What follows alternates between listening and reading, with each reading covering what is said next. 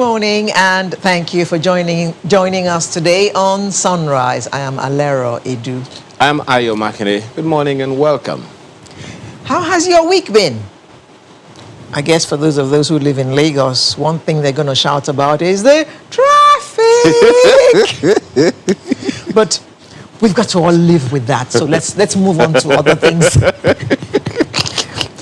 Why are you laughing so much? Because there's hardly any issue you're going to raise now. It's not similar. So who's complaining about Lagos traffic? Not I. Okay. Not I. So we're going to have to live with it?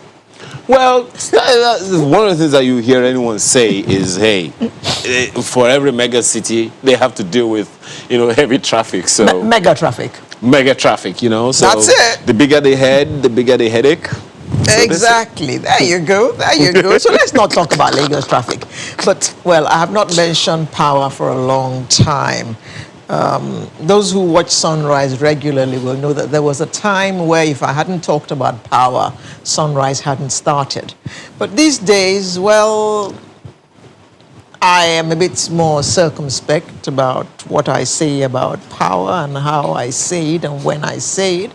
But I just have to talk about power today. Because last week, I don't know if it happened in your area, but what I heard, because in my area, there was an outage that lasted about 38 hours. Yeah. And I was told that it was a system collapse.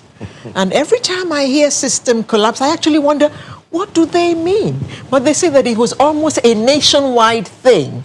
So how can a country as big as Nigeria, with almost 200 million people, not have power anywhere for 30 hours?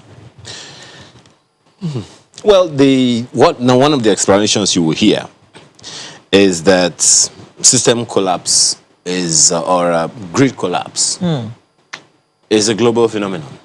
Is it? Well, that's the explanation you will hear from a TCN, for instance. Oh, by the way, talking about TCN, because that's where it came from. UK, London. Do I remember? They do have system collapse. Maybe it's in the way it is handled. Because for every surely it doesn't last 37 hours. For every such thing, there ought to be a backup. And a backup to the backup. But then, even the front up. I just thought, unbundle the thing. Ayo wants to supply power to this street alone. Give him a license to supply to this street and make sure that this street has power all the time. But until then, hear this. Data from TCN released sometime in July said that the nation has had electricity grid collapse 108 times between 2013 November and May 2020. 108 times. The breakdown. That the nation did not have power. That the nation had system collapse. Well, the nation, no, but say it the way it is now. This man, stop trying to pull the wool over. There was no power in the nation. That's what it means. But I mean, when you break it down, really, you're wondering, okay, how significant is the impact across the nation? Maybe that's where the question might be. Okay, for how long did it last? Go ahead. So this one, for instance, will tell you that data says the number of total collapses recorded was 83. And the number of partial grid collapse. Partial. Okay, so some parts of Nigeria was 25. Had power. Okay, yes. Right. So, but then the issue that we are contending here is that of the capacity. We have, according to TCN, we have capacity in the region of 8,000 megawatts or thereabout, up from 5,500. But then the question you want to ask is, how significant is that for the 200 million customers that you've talked about in the country, for the number of households? That's beside the fact that you have to struggle with electricity theft, you have to struggle with prepaid meters or a lack of it, you have to struggle with, the meter the guesswork that they do, the figures, estimated billing, and so many other things, like that. We hear now that there's a number of 5 million meters or thereabout that's going to be 1 million meters that are going to be 1 supplied million meters. to people across the nation. Then the question you want to ask is that the shortfall? I'm speaking for so many, because I'm wondering how 200 million people will need only maybe 1,000 or even 5 million. 1 million or 5 million meters. How many people to how many meters? This is a topic on its own for our program. Most certainly. Because if we continue, we probably spend all the time we have before the menu talking about this. It is troubling because the value chain that needs power is tremendous. There is no going out of recession on a permanent basis. There is no significant GDP growth without electricity. Yes. Because the people that and now drive we're talking the part electric of the economy. Cars. I didn't say anything because I don't see how you can be talking electric cars when you don't have power. Where are you going to charge them up? No, maybe there is a difference between electric cars and power. Maybe there is electricity somewhere and there is no power. I don't know. What is electricity? What is power? Power corrupts and absolute power corrupts absolutely. At this point, I give up. I give up. System collapse. Oh, are you saying power is corrupted? Let's talk about something brighter. Today is the 5th. Yes, it's the 5th of December. Christmas is in the air. Well, is it? Some say. You said last week you felt it. I said I didn't feel it, and I felt still it, don't feel it. I haven't smelt it. They're two different things. Okay. All right. You haven't smelt it yet. Okay. Now, my mind went this morning to little children. It's Christmas. It's Christmas. Nothing's going to change that. They want to see their Christmas tree. They want to receive their brand new clothes for Christmas. They want to receive their shoes. But how many parents are going to be able to buy those things for their children this Christmas? The question you want to ask about that, Alero, is how many parents are even thinking about that as priority compared to the other needs? Post-Christmas comes the next school fees. The children have to eat their jollof rice on Christmas Day with chicken. You're trying to remind me of what my mom used to do.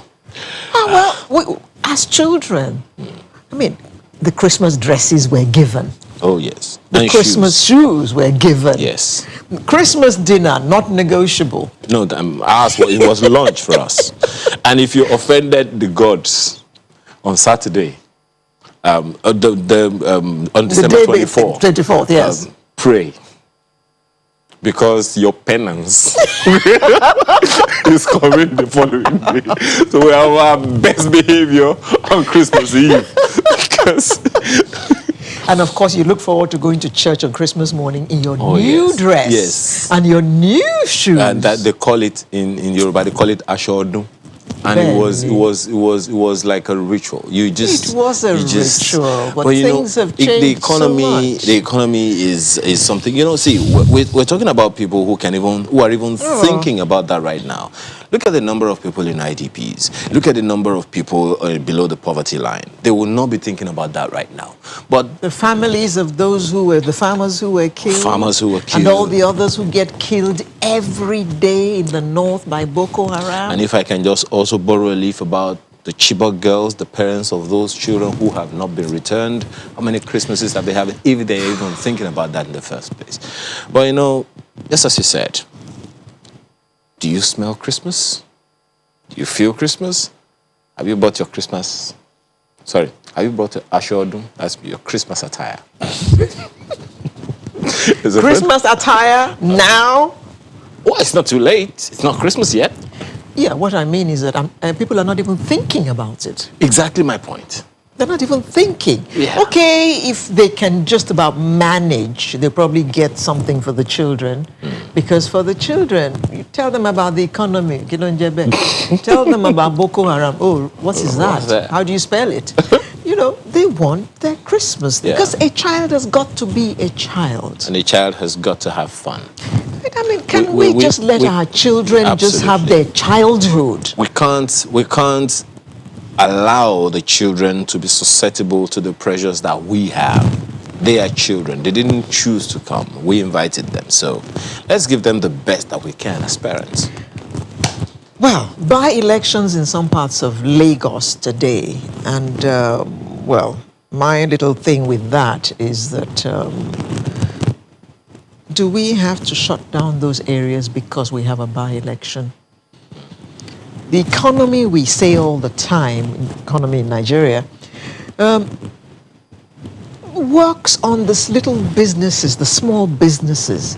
It's not the big ones, because the big ones are so few. Everybody is doing something small to add to, you know, Nigeria's earnings and GDP and all that. And then you tell them that from 6 a.m. to 6 p.m., there's no movement because there's a by-election. I don't know. So the little market woman who has to go to the market to get enough money to feed her family for today, what happens to her? They're not going to eat today because there's a by-election? Is there no way we can conduct these elections where people can actually go about their normal businesses, and those who have to go out and fend for themselves on a daily basis are still able to go out and make their earnings for that day? You know, when you hear of the U.S. elections and how that some over 10 million people had voted before election day via mail, then you wonder, how did that happen? Too many of us in Nigeria will be like, there will be some strange thing, you know, that has happened, or that can happen. But really, that's the ideal. What you're talking about is not new. I mean, we've been talking about this thing for ages. It's the 21st year of but that's for election. This is a by-election. How does it differ? A smaller one. How does it differ? How does it differ? It's not an election where all of us have to go out to vote. The question you want to ask is how significant, how impactful would shutting down a particular section of the city be? Because we crisscross. Well, you say there will be no movement within that environment, and that's fine. But then are you going to say that people who are coming from other areas can't come in, or people who are going through this particular area can't go through? So many things, so many questions to ask about that. But then I think you should ask law enforcement. And then, by the way, just on the same thing, when we're talking about elections, I mean, go back to all of the conversation we've been having about electoral reforms and electronic voting. Alero, how soon we will get there? Because in certain riverine areas now, we're talking about 5G in some other parts of the world. Oh, sorry. I should off the mic. You're off the mic. You are in Nigeria. What 5G? What are you talking about? Do we even have 4G? Most of us are on 3G, even though they tell us we're on 4G. Well, there is a company, one of those telcos, that says that they only do 4G data. But at the same time, we're still communities. My service provider, I actually went to their customer, whatever they call them, and they took my phone and they went in, out. I think they even changed my SIM, if I remember correctly. They did something to my SIM card anyway. In, out, came back. Yes, madam, you now have 4G. And I have never seen 4G written on my phone. Every time I look, it's 3G. And right now, it's saying 3G. And you're talking about 5G. Excuse me, please behave yourself. What do we have on the menu? I think we'll say about 4 minutes or so. You know. It says 3G. See, it is interesting that you bring this up now, because I'm talking about that election. You know, for some it might be the device. You know, the device might be limited to maybe 3G, and then I'm just saying, if the people who are giving me the network took my phone in and told me they had put 4G on it, well, maybe they should know. Maybe they look at you and they say, okay, she won't know the difference. Madam, you have 4G. Excuse me. I have just been insulted. Let I the have gods. just been insulted. I'm not the one. I'm just assuming. You. It's the By journalist. you. Journalists assume. So assumptions usually stoke out the Aya, what fire. do we have on the menu? At this point, I think I give up on everything this morning. We're going to start by rethinking the security strategies of this country. I need security.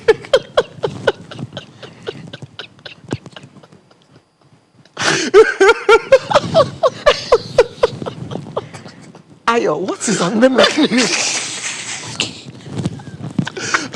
Okay. On the menu, rethinking security strategies. That's what you said, there, right? That's what I said, yes. Okay. So we will be rethinking security strategies. Yes, then after that. And I think it's about time we did that. And then there's this COVID-19, getting everyone vaccinated. That's one of the things that we'll be looking at this morning as well, because, hey, it's a long way to Uhuru. Then while we wait for that vaccine, what are the things we're supposed to do, or what should we be doing? Thereafter, we'll look at the disabled. We'll be towards a disability inclusive world. Every year on this day, we look at this, and sometimes we feel that even the able-bodied are not getting enough attention, from government as they should, and from society.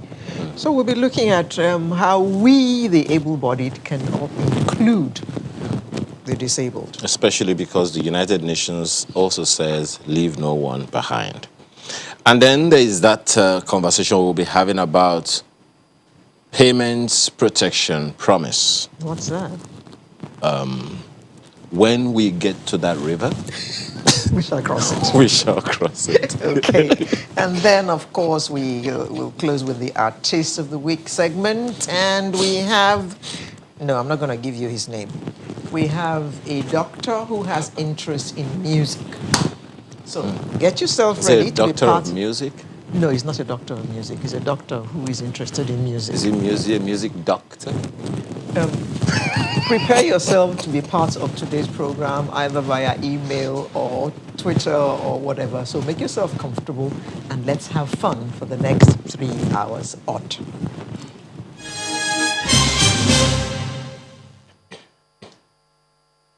Welcome back. Now let's get the show started. The recent killing of farmers in Zabamari, a community in Jere local government area of Borno State, has generated a lot of agitation, and everybody is overwhelmed by these killings.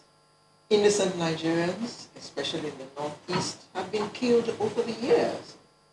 Today we'll take a look at what strategies we need to employ to tackle this issue of insecurity. And we have a guest with us in the studio this morning. Ona Homo is a security expert. He joins us here in the studio. Thank you so much for joining us. Oh my God, have mercy on me. Sheyi Adetayo is Region Vice President, ASIS International West and Central Africa Region. Thank you so much for your time. Thank you so much. Yeah. Is it a problem of strategy, or a problem of personnel, a problem of equipment? Just what is the issue? I think it is all. The problem we're having is that we're having little or nothing of all this. So, or nothing. Yeah. If you're it's obvious that the strategy we're using or adopting correctly is not working. That is one. We're using now, that's not Okay, the approach has always been, let's crush them. Let's crush them overnight. And crushing them overnight has not been working out. It cannot work.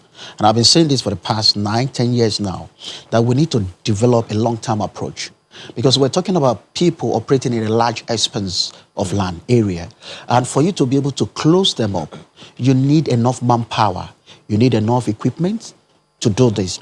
And there must be logistical support to ensure that we're able to do this. Then the numbers of military personnel we have currently cannot take care of that space. And I'll give you an analogy. If you have a rat in the house and you are only 2 of you, And the rat has large space to move around. It will be difficult for two people to be able to kill that rat because it's just only two of you in the room. But if the room, you're having about 50 people in that room, the rat will not have space to run around. Before it runs from here to here, it's going to meet somebody that can actually match it. And that is what we need. And that is not something that we can achieve overnight. We need time to be able to employ, train enough personnel to be able to do this. We need time for us to be able to acquire enough armament, equipment, and ammunition to be able to do this. We need time to be able to plan the logistical support in terms of food, in terms of medicals, in terms of how we take care of the people that are in that community and all the victims of this. You see, a lot must be involved, and it takes time. There is limit to how much our military training, military facility can take at a time. You've raised a lot of issues here now, but the question we want to ask is, if we have a problem with strategy, where's the place of technology? But let me bring in a security expert here as well.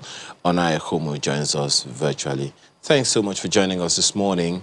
How would you open about this? You have heard about the killings in Zabamari and so many others, other unrests and unsettlements. The figures of the Zabamari killings, by the way, still vary. So where exactly are we as far as you're concerned? Thank you very much, Mr. I think we are in the rat house, to follow Mr. Adetayo's analogy. We are in the rat house. We don't have enough, as it were, and we are in a very bad place, as it were. This week, I issued a press release specific to the Zabamari incident, calling for 10,000 vigilantes that will be under the state government control, that will be employed by the state government to populate the area. So that is, using Mr. Sheyi's analogy, that is the 50 people you need in the room to stomp out the rat. Because if you have these vigilantes and they are carrying Igbo, they'll be able to populate the area. We've seen this happen. Twice in Borno State were carried out by civilian JTF and by the hunters. It wasn't, yes, of course, the military is the main power that we have there, but there's a lot in between. And it's the in-between that's the problem. It's not the main battle. There's no main battle. This is an asymmetrical warfare. And we really need to understand the fight we are into. Like Sheyi said, it's a long-haul battle. It's not, it's not like one great battle, the Battle of Agincourt, and then you win, and then you declare, you go to the place and carry the gold and the ladies home. It's not. This is a long-term asymmetrical battle on all fronts. They are fighting us on the cyber front. They are fighting us on the ground. They are fighting us in the mosques. They are fighting us in the churches. They are fighting us everywhere. Anything, they are fighting us on the pages of the papers. They are using the media to propagate their agenda. Please, no criticism of channels or any other person, but they are using their ways, their media they use, and I know those media. So what I'm trying to say is, including social media, of course, the chief media that they use to prosecute their warfare. So what we to be very slow and lead-footed in adaptation to the battle that we have, to the problem that we have. Everything we have done has been counter. We built super camps to defend the military. The countryside is unprotected. So why are you surprised that they killed 67 or 70 in Zabamari? You shouldn't be surprised because it's undefended. The state government is prosecuting a program of return to land. They are sending the people back to IDP camps. And I understand IDP camps are expensive, and yet people need to go back.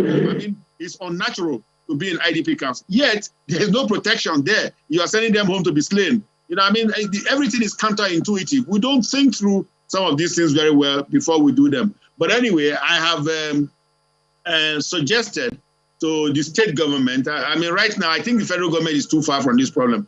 I've suggested to the state government, and they have locus on this problem. Let them hire 10,000 vigilance guys and just the same way CJTF made a difference during the second state of emergency that was declared by the former government. Okay. Seun, let me come back to you now. Sorry. Let me come back to you. This problem has been with us for a number of years, almost 10 years, and we've been talking about it. But it seems worse now than ever. It seems like, nationwide, the NSAS protests did something to security in the country. We've been talking about it, and as a result of all that talking, we heard some local, well, should I call them vigilante groups, or should I call them security groups, like Amotekun, for instance. There's some others around the country. How much are all these bodies contributing to ensuring that our security situation is improved? Well, let me say that the idea behind Amotekun is a lofty idea. And the others. And though it was greeted with so much animosity and distrust by some section of the country, thinking that the idea was, they were looking at it from, so we have this attitude of looking at things from tribal or religious angle. But the reality is down in, staring us in the face right now, that we need to have these measures in place. Look at what the civilian JTF are doing in Borno State. They are contributing immensely, even at the risk of their own lives. And right now, it's obvious that the conventional law enforcement agency, they are not enough. They are not, the morale right now is at the lowest ever in history of Nigeria, and their welfare, and that a lot of things are contributing to that: welfare, equipment, and distrust from even the civil populace, in terms of the people don't really trust them like they used to before. So right now, we need to now go back. So the reason why outfit like Amotekun and the others were created, and we need to strengthen them.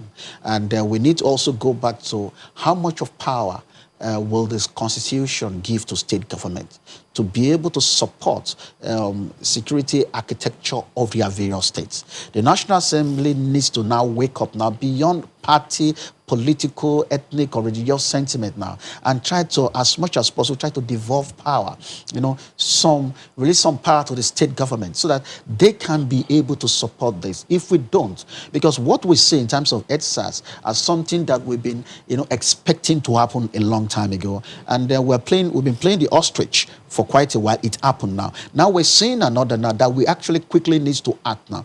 Act by saying, giving more power to the state. Let each state be able to create, whether it's going to come in form of their own state police or whatever, let them be able to create it and be able to support. Right now, there are a lot of ungoverned space, even in Lagos. Lagos used to be the most or the best policed states in Nigeria before. Before you move 1 kilometer, you will see RRS. How much of RRS are we seeing now? Clearly, that's as a result of this NSAS, yeah. Which has built up over time. Yeah. We were not, particularly aware of it. But when you talk about the activities of the state governments in ensuring security of lives and property in their states, as Alero has mentioned, those pockets of security outfits that the states came up with, perhaps there is a need for some integrated collaboration. Maybe that is what is missing. Because I also remember one of the chiefs of I think it was the chief of staff, the defense chief, was saying that, look, unless we collaborate, unless there is more collaboration from the civilians, from the people who have a longer battle with this terrorism that we're talking about. But then that the states don't really need the National Assembly to create, they didn't need the National Assembly to create HISBA. They didn't need the National Assembly to create the Civilian Joint Task Force. They didn't need the federal government, for instance, to create Amotekun and the Shege Kafasa and so many others like that, as Alera has mentioned. So perhaps the challenge now is that of that collaboration. And you've cited a challenge, trust. How do we bridge it? Okay, let me clarify something. You see, civilian JTA was a child of necessity. And because there was state of emergency there, military allowed, more or less like federal government gave their consent to the civilian JTF because they had to carry weapon. Now look at the last mile in Lagos. Last mile is like a quasi military, sort of, and then we have the largest and the rest. But the only difference is that they are not carrying weapon.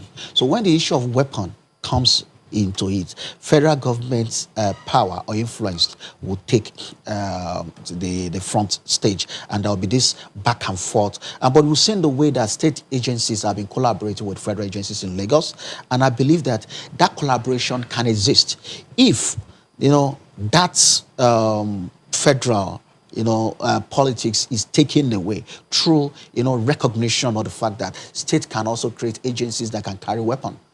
You understand what I'm trying to say now? So that's the point here. It's now, you see, all the states that have been able to do it outside out of civilian JTL, they did it by more or less like trying to daring the federal government. How will that happen? Let me take this to Mr. Honor. How will that happen if you agree?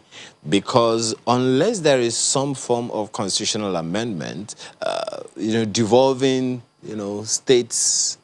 Police, so to speak, which is something a number of people have been talking about, having a state police, having the states create community police, to the point of being able to carry guns or, more sophisticated weapons so that they can mitigate as much as possible the security challenges, has to come with some constitutional amendment, don't you think? No, sir. It doesn't need any constitutional amendment, I'm sorry to say. Let me tell you what's on ground right now. We have, first of all, the federal government, that is the police agency, NPF, has said we'll create community policing initiative around the country.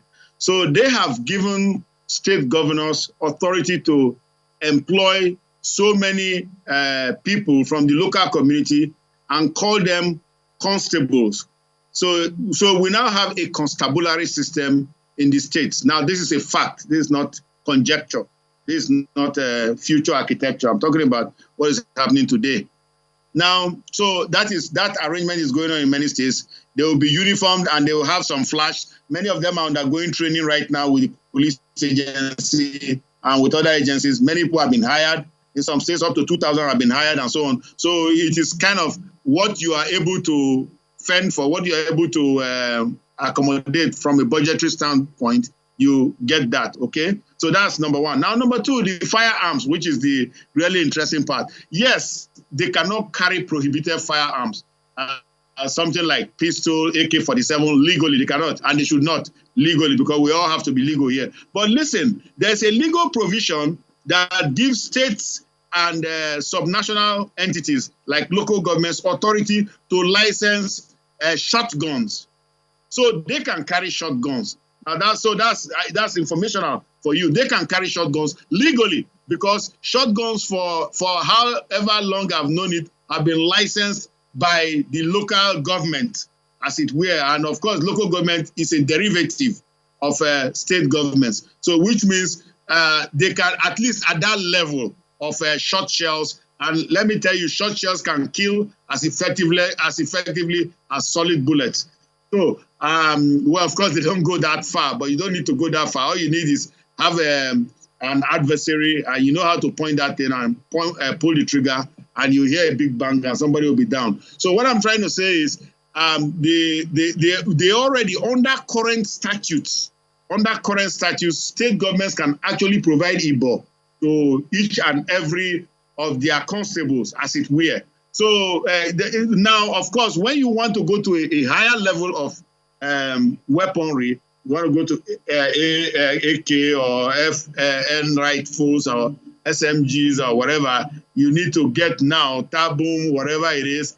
You need to now, of course, we have to wait for a constitutional amendment or perhaps even a statutory review that will, because you don't need the constitution to change what firearms.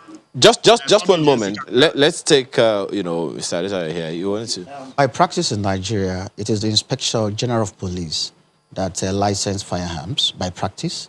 And it delegates this authority to commissioners of police of various states. And I remember that when I was in the service, we had something similar to that in Anambra State during the period of Governor Peter Obi, when the vigilante was created, and they had to be licensed to carry arms. The Nigerian police played an important role. They did the training, they did licensing of the arms, and they helped to coordinate the activities of the vigilantes. And I've seen that playing out in all the states. Now, as long as you are going to deal with issue of arms, you are going to deal with federal agency.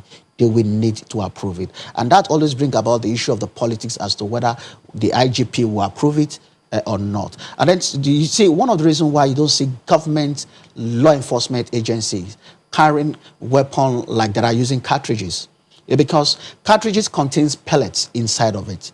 And pellets, when you shoot, it dispersed. Now, it can take both the target and the ones you don't target. Yeah. And that is why they use rifled weapon. A rifle weapon can either shoot one at a time, or when you want to put it at rapid, it means that you can actually pick the offender straight without actually hitting, the friendly or non-hostile target. So it's always very difficult. That's why you don't see government agencies carrying pump actions or weapons that are using cartridges. So there is also the challenge with quasi-military or paramilitary organizations carrying weapons that are using cartridges. But for a long time, they have been able to manage it. What I'm saying in essence is that beyond us having to do this back and forth with federal government, why don't the National Assembly, for once, we are having a challenge in this country, and it's obvious. Let's devolve this responsibility down to the state level and say, state government, you don't need the approval of the IG or the federal government to set up your own vigilante service, agency, provided you follow the following, statutory procedures, and then we'll be able to, move to the next level. Okay, Honor, this heightened insecurity that we feel around the country has brought to the front burner the issue of state police again, and to a point where even some governors who were saying that people would use that for ulterior motives are now on the bandwagon calling for state police. What are your thoughts about the state police at this point? Because people are saying it has now become a hot, urgent topic. Thank you very much, Mr. Lero. State police, I had for forever been opposed to it, but now I'm a proponent of state police because I have, for all the reasons I had, all my good reasons are still there, but I'm not going to peddle them anymore. I'm going to say, let's walk around them. Of course, the biggest one is subject to abuse by governors and all that. But, the existential reality, the lives that are being lost unnecessarily right now, in fact, it makes the most cogent argument for state police. Now, let us back up for a second. We already have state police, for goodness sake. I just told you guys, you have to read the news, for goodness sake. The Inspector General has come out and his community policing initiative is a constabulary initiative. Go and check your facts. So we already have state police. Now, what you mean state police perhaps is you are talking about perhaps carrying an AK-47. Now, I've said just now, and I stand to be corrected, I have not been corrected yet. I said just now that they can carry shotguns. So that is a level of, look, most threats are within the range. Listen, most gunfights are within 3 meters range. Most gunfights don't take 100 meters. So if you say you fire a shotgun blast and it expands in 25 meters, if you fire an AK, it goes 100 meters. I don't need an AK for most threats. Most threats are within 3 meters range. So that's where most gun battles take place. Now, in terms of what about musketry? You just said that, you can pick the person. Well, how much musketry are they getting? Most people never get to go on a range. I'm not talking about the military. The police, they never get to go on a range after leaving whatever their police school, their institution. So we have a lot of difficulties. We need to I do beg your pardon. Just hold that thought. We need to take a short break now. We'll come back and you'll round up on that thought.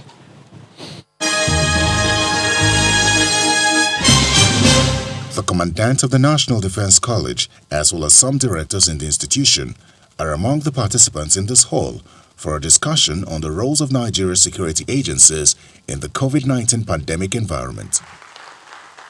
For many in this hall, the conversation is timely, not just because of the ravages of COVID-19, but also the emerging security challenges that the country is grappling with, which underscores the need to infuse new ideas into the country's security architecture.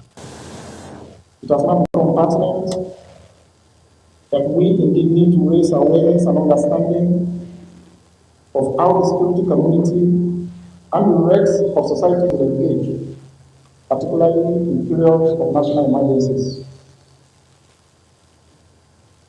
It is apparent that in this engagement, there is need for professionalism, mutual trust, and understanding.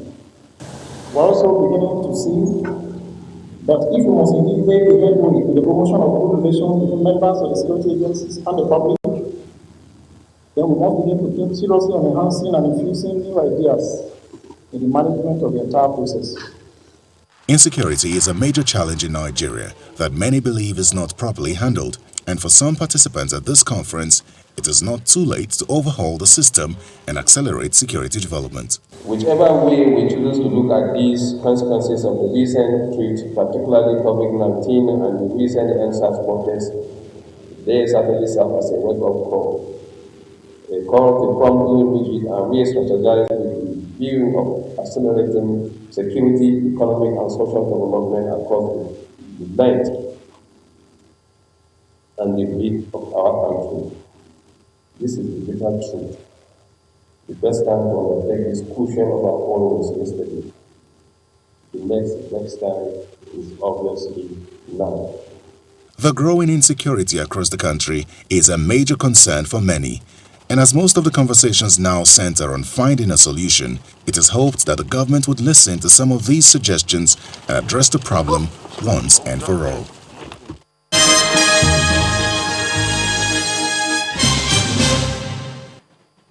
Thank you for staying with us. Dr. Ekomu, you were talking about state police before we went on that break. Yes, thank you, Auntie Alera, please. So I was saying that all the governors need to do right now, exclaim it. Go and do what you got to do. You got to secure your citizens. You can't wait. That excuse, we are waiting on some federal government that is somewhere in Abuja and is very busy with so many battles. If you know the number of military operations they have on the Northwest, you know, you can't believe it. If you know the number of military operations everywhere in the country, of course, needless to say, we have 34 states with JTF operations, but you know, we have full-blown military operations going on in the Northwest, and of course, you have Operation Lafia Dole and its satellites in the Northeast. So the government the federal government is really very overwhelmed right now. So we need to resort. The state governments should step up. The days of not paying attention to security, they are over. I think to in fact contribute to your topic this morning of how do we rethinking the security strategy. You know, the strategy has to be state-led now, not even federal-led. Let the federal government continue to deal with the wars it has on its hand. The wars in Zamfara State, Katsina State, Sokoto, Kaduna. You know, you have a war going on in that Rugu forest, which is not, like Sheyi said, which is an ungoverned space, which they are not even winning right now. So we need to have them do that. And then, of course, the big one, the elephant in the room that is in the Northeast, where Boko is, has gone crazy. You know, we need to bring that. Boko, by the way, this Boko battle has been on for 11 years and now counting and change, not 10 years. So, I mean, it's too long, and the loss of lives is too much to bear. Yeah, Mr. Ekomu, I was going to bring us to that word, strategy, as well, but let me come to Mr. Adetayo. It's about the strategy now, not about the architecture, because those two words, sometimes they are subjective to who is talking about them. So talking about the strategies now, you've talked about state policing, you've talked about community engagement and all the pockets of civilian intervention by state governments, and the need to solidify the arrangement and all of that. But so many other experts like you have said over and over again that the insecurity challenges are exacerbated by the level of poverty, by the level of unemployment, and similar, reasons. In our strategizing, how do we factor that in? Because I did a research in the aftermath of the kidnap of the Chibok girls. We found out that, from research, conducted by some media, foreign media, that these guys, these insurgents, are recruited by their paymasters with the allure of money. Exactly. So if we take out the poverty element, the element of economic inequality or incapacitation, how significant will it be in talking about this strategy? Yeah, I think we're even in a dire strait now. We've lost the opportunity of being able to control that. What is staring us in the face right now is a food insecurity. And you say there's an adage in Yoruba that says that that is, if hunger is removed from poverty, I think you are getting somewhere. But now we are moving to a stage where hunger is going to be the major issues. If you look at the cost of staple foods now, it has really gone up. Now, people in Zabamari, Koshobe, and others are finding it difficult to go to farms, unlike so many other farming areas right now. So, added to that, the fact that the farmers that were killed were rice farmers. Yes. And what would have been contributed to the food bank, yeah, is also at stake. And you see, the issue of mercenaries came up like a day or two. And I told them, I said, Boko Haram are using mercenaries because those that are working for them are soldiers of fortune. They are using poverty to lure them, promises of giving money and the rest. So the soldiers that are fighting for Boko Haram right now, they are not fighting because of religious ideology, or they are fighting because of the money they are making out of it. They will ransack a community, take money from there. They're collecting tolls or taxes from communities, signing memorandum of understanding with some communities. Say, this is what we want from you. You pay before you can. And the same thing in Zamfara and some other community. Before they can even go to harvest, they have to pay certain money. So the people operating there. Is that why some governors are also calling on the federal government to employ the services of mercenaries? Yes. It's not new to us. Even during the Civil War, the Biafran military engaged mercenaries. At the beginning, I think late 2015 and early 2015, we saw mercenaries, South African mercenaries also involved. And then they gained traction. So and we've seen this operating, even American government uses black waters as part of its CIA operations in Afghanistan, in Iraq, and the rest. See, there are reasons why governments of different countries will want to employ. Have we used it before? Yes. Has it worked? The answer is yes. To what extent do we want to use it? The government can determine that. But you see, the truth is that we're having a challenge. Is it a good idea to employ the mercenaries, by the way? Well, you see, it is the responsibility of government to determine how it's going to solve the problem. If this is going to help you to solve this problem, short term, long term, please go ahead and do it. No, Nigerians need to be able to sleep, with peace in their mind, believing that will be able to wake up, all things being equal, the next morning. And I respect, and Nigerians should really honor the Borno people and Yobe people. They are patriotic citizens. They are patriotic Nigerians. The example of, patriotic Nigeria. Even at every time that government tells them, go back to your community, they still go back there, even though they are being killed. I don't see how many people in communities in Nigeria want to go back to a troubled state like that. So then how do you place that? We'll come back to the economic angle. Yeah. So how do you place what you just said now, side by side the statement attributed to the military that the people in the environment, in the communities should stop giving information to Boko Haram? Because that allegation is also out there. Well, I think military are saying that because it's one of the challenges they're having. But beyond that, they know what is going on. Number one, a community like Zabamari, that Boko Haram signed or had an agreement with. There's a content to that agreement. And the reason why they killed the people in Koshobe, especially even Zabamari indigenous that are there, was because they said that they flouted the agreement. These people are left with no choice in most instances where, they have to do some things that Boko Haram so that they can live peacefully. So it will be uncharitable at times for us to want to heap all the blames on these people. If they have all the necessary protection that they require, I'm very sure, because I've seen loyalty, I've seen patriotism in these people, and we must commend them so far. For 16 years, it's 2006 up till this time, we need to commend. 14 years, we need to commend the people of Borno, Yobe, and Adamawa. Okay. Ona, this is not to say that the insecurity we're talking about only revolves around Boko Haram and what is happening in the north. There's insecurity everywhere in the land. Now, this tweet came in from Wasborn, who says that he's not attending his friend's mother's funeral in Ewu, in Edo State, because of the rampant cases of kidnapping on the Benin-Auchi Road. The government should please govern properly. Even in Lagos, people are scared to go out after 6 p.m. When they bother to go out, they're looking over their shoulders all the time because there are kidnappers everywhere, there are thieves everywhere, and there doesn't seem to be any kind of, people are not feeling the presence of security. Yes, thank you very much, Auntie Alero. The problem of insecurity is not only in the northwest, northeast, north central, south, it's everywhere, unfortunately.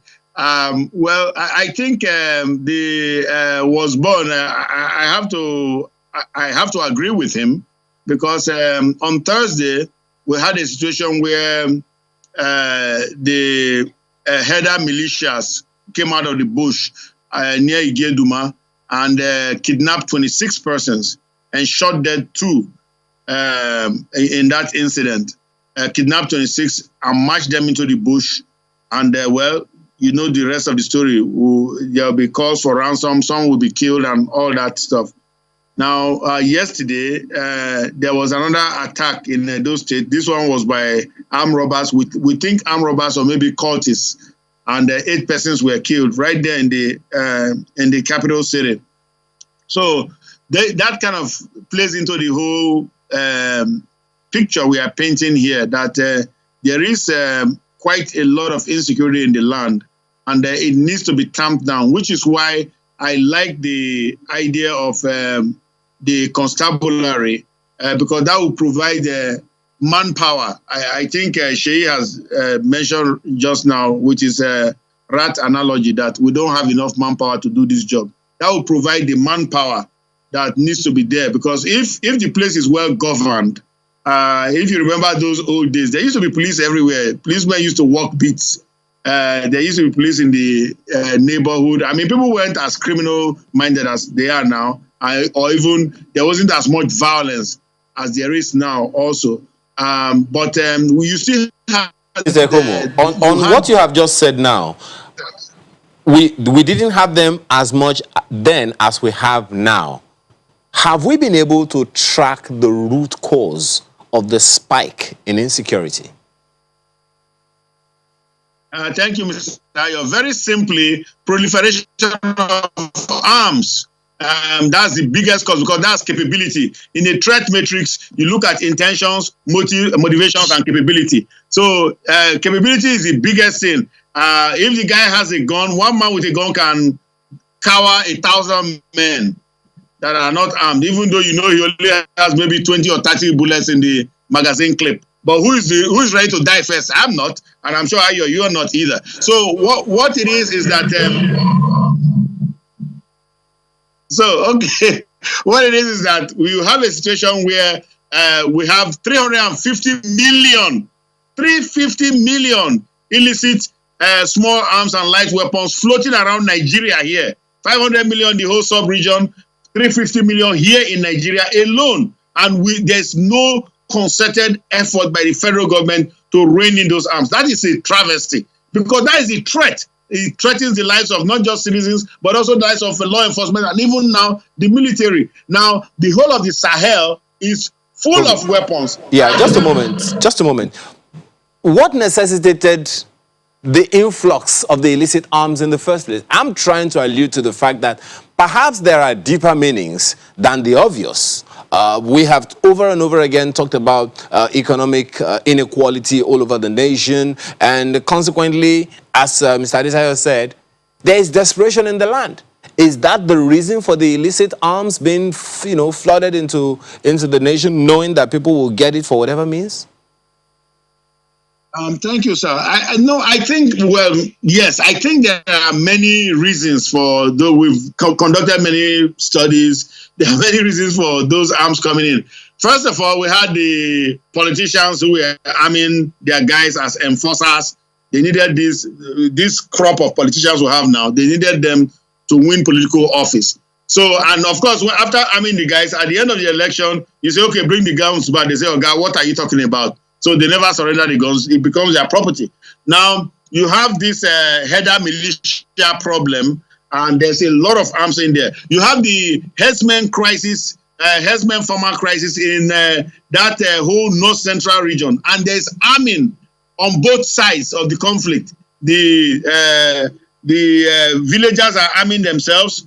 The herdsmen are procuring more arms. I mean, I'm not going to tell a story, but anyhow, so you have so many things that are, and then of course you have the porous borders where the arms come in by the truckloads. Remember in 2013, there was this incident at the port here in Lagos, Apapa, where a container load of illicit weapons was intercepted based on some tips, and so then you have state actors, you have countries that don't like Nigeria trying to, pile weapons, that bring weapons into this country so that we can happily kill ourselves. So, there are so many reasons for this. There are so many studies out there that I'm aware of on this. And it's a very bad situation. The only person that doesn't have arm is the law-abiding Nigerian like you and me. We don't have it, but all the bad guys are very well armed and dangerous. Mr. Adesayo, so this is where we are now. He has alluded to the fact that one of the root causes of this proliferation of arms are politicians. How do we address that? Well, we can't put it at the We must start winding down now. Okay. Porous border is there. The whole extent, length, and breadth of Nigerian border are not policed, and then we are bordered by many countries that have gone or are still going through civil unrest. So, which allows, and when you are bordered by countries that are having such problem, you see arms easily trading, finding its way into the country. But well, for that of the politician, until we begin to do things right, as it is, whether it is the ruling party or it is the opposition party, the truth is that all the politicians are involved in this. And we continue to play lip service to the fact that we are trying to challenge it. It's only when it is used for our own purpose, then we turn our eyes away from it. But if it is used against us by the opposition, then we'll start shouting. So, but see, it's like, let's first of all, when they say that when planks or wood falls on top of each other, you start picking it from the top. We have enemy right there at our doorstep. Let's first of all take care of this enemy. When we're through with this, we come back with it and then start addressing what major issues. Now, Sheyi, we can't go without talking about, well, at least touching the issue of service, the calls for the service chiefs to be fired. That hasn't happened. I mean, if they were fired, for instance, how much would that help our cause? No, with the present situation we have, there won't be any significant changes. I've said this quite a number of times. Yes, should they go? That should be the ideal thing. It's what impact is that having? Yes, morale that are supposed to those that are supposed to move up couldn't move up. The generals at the war front, they are not happy because even no matter the level of their valor, it cannot translate into promotion to chief of army staff or whatever for them. But we've changed service chiefs, several times. has it changed or translated into much gain for us? The answer is no. And the reason is that there are fundamental things in terms of strategy that we're supposed to put in place. And as long as we are not addressing that we're just trying to do these quick wins, we just want to do quick wins so that my boss can see that I'm gaining something. We will not. The chief of army staff said something about 20 years, and there was this hues and cries. And I said, well, this is something that they ought to have said 10 years ago. And if they had said that 10 years ago, at least we will have spent 10 years out of the 20 years now. We'll be looking forward to, okay, fast tracking, maybe in the next few years we'll be out of this. Nigerians, there's need for us, government to be able to come out and speak truthfully to Nigerians and try to address and let them understand the reality. Okay. Okay. Ona, in half a minute, your final word on this. Thank you very much. Well, the prerogative of firing or retaining the service chiefs is that of Mr. President, and he has his reasons for retaining them. But I think it's come to a point where I think perhaps, those service chiefs who are really beleaguered right now, and the evidence is in the public domain, they should probably choose the path of honor. Just for in the interest of the country and the interest of their services. I think that's all I can say at this time. Thank you very much. We have been chatting with the security expert, Mr. Ona, Dr. Ona, I beg your pardon, Dr. Ona Ekomu. And we also had in the studio Sheyi Adetayo, Region Vice President, ASIS International, West and Central Africa Region.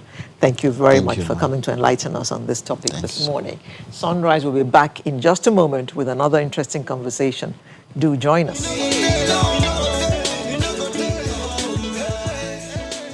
That song says, hold on. And of course, we've been holding on for, since when now? For the vaccine. Since February, when it hit Nigeria. We've been holding on. Yeah.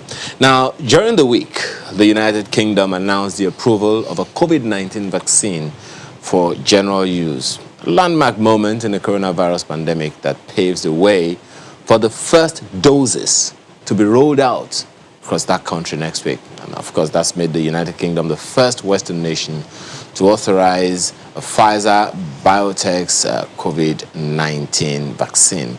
However, Nigeria's Senate has asked the federal government to provide enough funds to procure COVID-19 vaccines for Nigerians. Question: at the time we're still looking to balance our books as far as the budget is concerned. Thank you. How Any appropriation for it? So how soon will the federal government yield to the procurement of this vaccine, and which of them? So many out there already. The Pfizer one. The Pfizer, the Moderna, and so many. Well, this morning, I'm not an expert, and I don't think, have you collected your doctorate? Not yet, okay. So, Gregory Ohihoin joins us this morning. He's Deputy Director of Research at Nigerian Institute of Medical Research, as well as Head of Infectious Control of Biosecurity, as well as Dr. Olushola Shokefun, who is a genetist, as well as a lecturer at the Lagos State University. Gentlemen, thank you so much for your time. Nice to be here too. Let me begin with you, Mr. Ohihoin. Any hopes? How high should our hopes be right now? Well, from the evidence we have right now, the vaccines are promising, particularly the Pfizer and BioNTech vaccine, and also from Moderna, because they brought out the data, the limited data, that can enable people to have some degree of confidence to say that this vaccine is promising. Technology they use is novel, it's mRNA method, which is not a method that we used to use to produce vaccine before. And that's one of the reasons why, it came out faster than others. From the data they have, like the way they do vaccine is that there are two ways. You either do a vaccine challenge, that is you give the vaccine, then you expose people deliberately to the virus. Or you give the vaccine to people, allow them to live their normal lives and see those that will come down with the disease. Of course, that of vaccine challenge is not ethically sound, so that was not what was done. So in this case of the Pfizer BioNTech vaccine, they gave the vaccine to about 4,000 people thereabouts. and gave some of them placebo, gave some of them the vaccine, and asked them to live their normal lives. Now, what was the end point? What we call end point?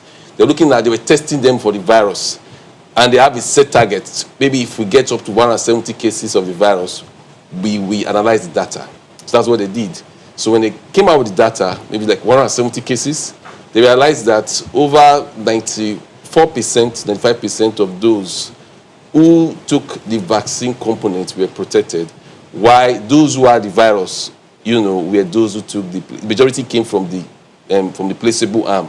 So that's how they came to that figure of 95% protection. But the better news, I would say, is that none of those who got the vaccine had any severe form of the disease. So it was a similar model, of research that was also used by Moderna. So, and almost a similar result. But the disadvantage or the drawback with this vaccine is that, particularly that of the Pfizer biotech, is the temperature for storage. You're looking at minus 70 degrees, which is difficult to maintain as a cold chain in an environment like ours. So that is a challenge. Though the temperature range for that of Moderna was a bit better, but you still need a very good cold chain. Okay. Now, that became an advantage for the AstraZeneca group and the Oxford group, because they could do that at a lower temperature range. It's also cheaper because of the methodology they use to produce the vaccine, and they don't intend to even make any profit from it. But the problem is that the data they gave out now is a bit not too clear to get that degree of confidence for us to jump at it yet. Okay. I can't even see us jumping at it. Doctor, I mean, we're talking about what happened in the House this week, providing the funds to purchase these vaccines for Nigerians. We have read reports of how there's actually a squabble for these vaccines worldwide, globally now. When do you think that we will be able to access? Forget, we're still looking for the money, yes, but with everybody, America, China, everybody is rushing to get these vaccines. When are we going to be able to find the money to go and join the queue to buy vaccine for Nigerians? Well, I don't think it's Uhuru yet. Pfizer is producing about 50 million doses. Only? Yeah, the UK is buying immediately 40 million doses, so that you are left with 10 million. So they are going to produce more in the coming year. But so many other things will come to play. There's the issue of politics, priority. I mean, it's not like you are going to Germany to buy a Honda car or something. I mean, the UK typically would like to protect its own population first because the thing is done in their domain before it gets to the whole of perhaps Africa and Nigeria and all that. That's one side of it. So politics may come into play. The other side of which is that there are several aspects of the vaccine that are currently unclear. I mean, what we have are just limited data, and they are hinging on the emergency approval use, which tends to shorten the time between the production of vaccine and its use because of exigencies. So you may find that the things are not as written in the books when it gets to Africa. There are differences in terms of the density and our person and all that. Age differences. Storage temperature. That's critical. That's critical. Minus what? I have a fear. I'll come to that money part later. I have a fear that I wanted you to. I wanted to, to take you up on that. But we chatted about the by-elections the other time. I understand Ine is somewhere on the streets. Wanted to just give us a quick report on what's going on. So Ine, fill us in. Where are you, and how's it going?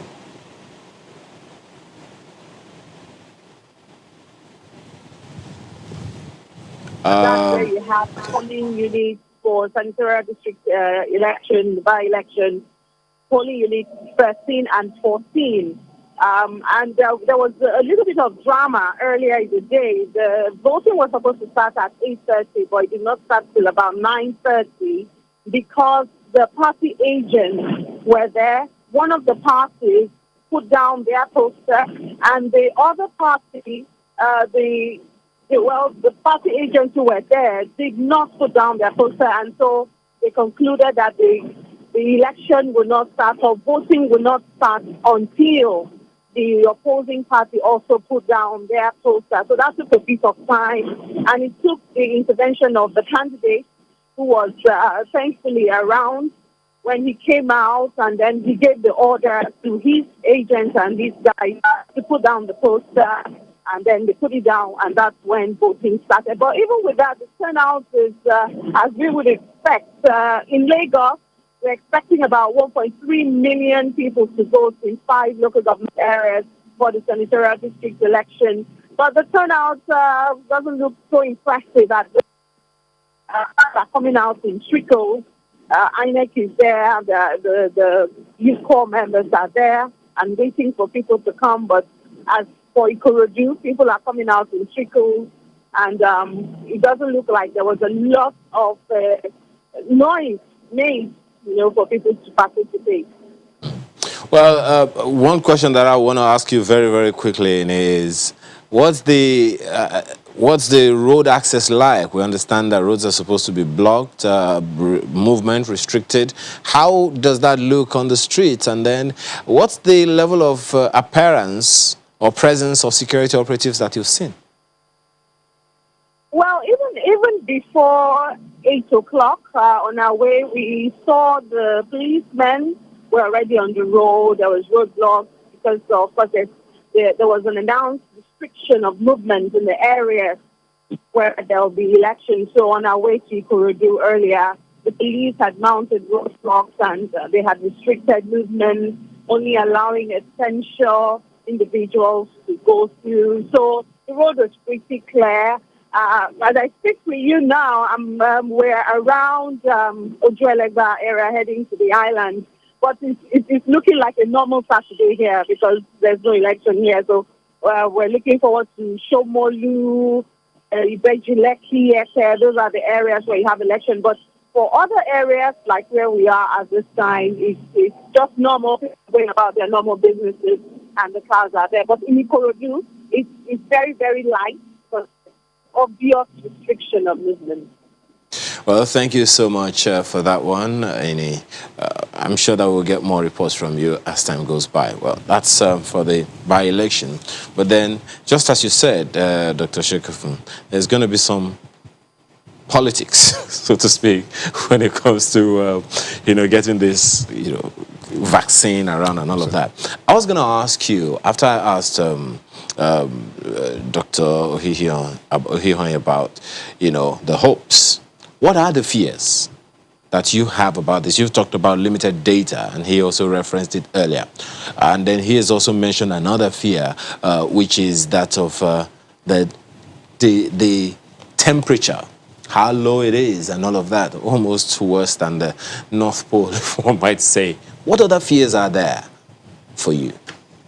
Well, typically anything that is coming new has its own set of fears. Some are real, others are just conjectures that you cannot, so nobody can say precisely what to expect. But from basic science, you have reactions which will be dependent on your genetic makeup. This time, this is a new vaccine that is novel, using the mRNA technology. I think it's about the second time worldwide that has been achieved. The time and term to the development is so short, less than 1 year, because there's a pandemic that is global, that doesn't recognize either the Chinese or the American or the Muslim or Christian and all that. So a lot of the fears may just be conjectures. I mean, because a vaccine would normally and typically elicit some level of reaction, which you can manage medically. I don't see anything really extraneous coming out from, the use of the vaccine. Now, I do apologize. Mr. I have a challenge for you here coming from Festus Akinboyewa. The Pfizer vaccine is not suitable for Nigeria because it has to be stored at between -70 and -80 degrees. Time for Nigeria to look inward for its own COVID-19 treatment. You are a researcher. Okay, now, let's take it from this perspective. I think research should guide everything that we do. From what we know so far, at least it's no longer anecdotal. We now know that the way the virus penetrated other parts of the world is not the way it has penetrated Nigeria. We know that. We've done the research at the Institute of Medical Research. So it's in the same vein, when we want to approach vaccine usage, we should also be guided by the evidence. So we should be able to do our local research and see to what extent are we going to benefit from this vaccine, so that we don't just rush. We should not be impulsive. I was discussing with a colleague just 2 weeks ago, a senior colleague, and he was saying that if we had enough evidence early, maybe the way we shut down our economy, we not have done it. Yes. Yeah, so that's why people must always invest in research Hindsight. and be guided by evidence. Again, before we rush and go and start putting money into the vaccine, let's look at our uniqueness. Let's ask ourselves a basic question: have we achieved herd immunity as a country? Have we reached 60 to 70%, protection? Remember that the goal of vaccine is to achieve herd immunity, which is 60 to 70% serological protection.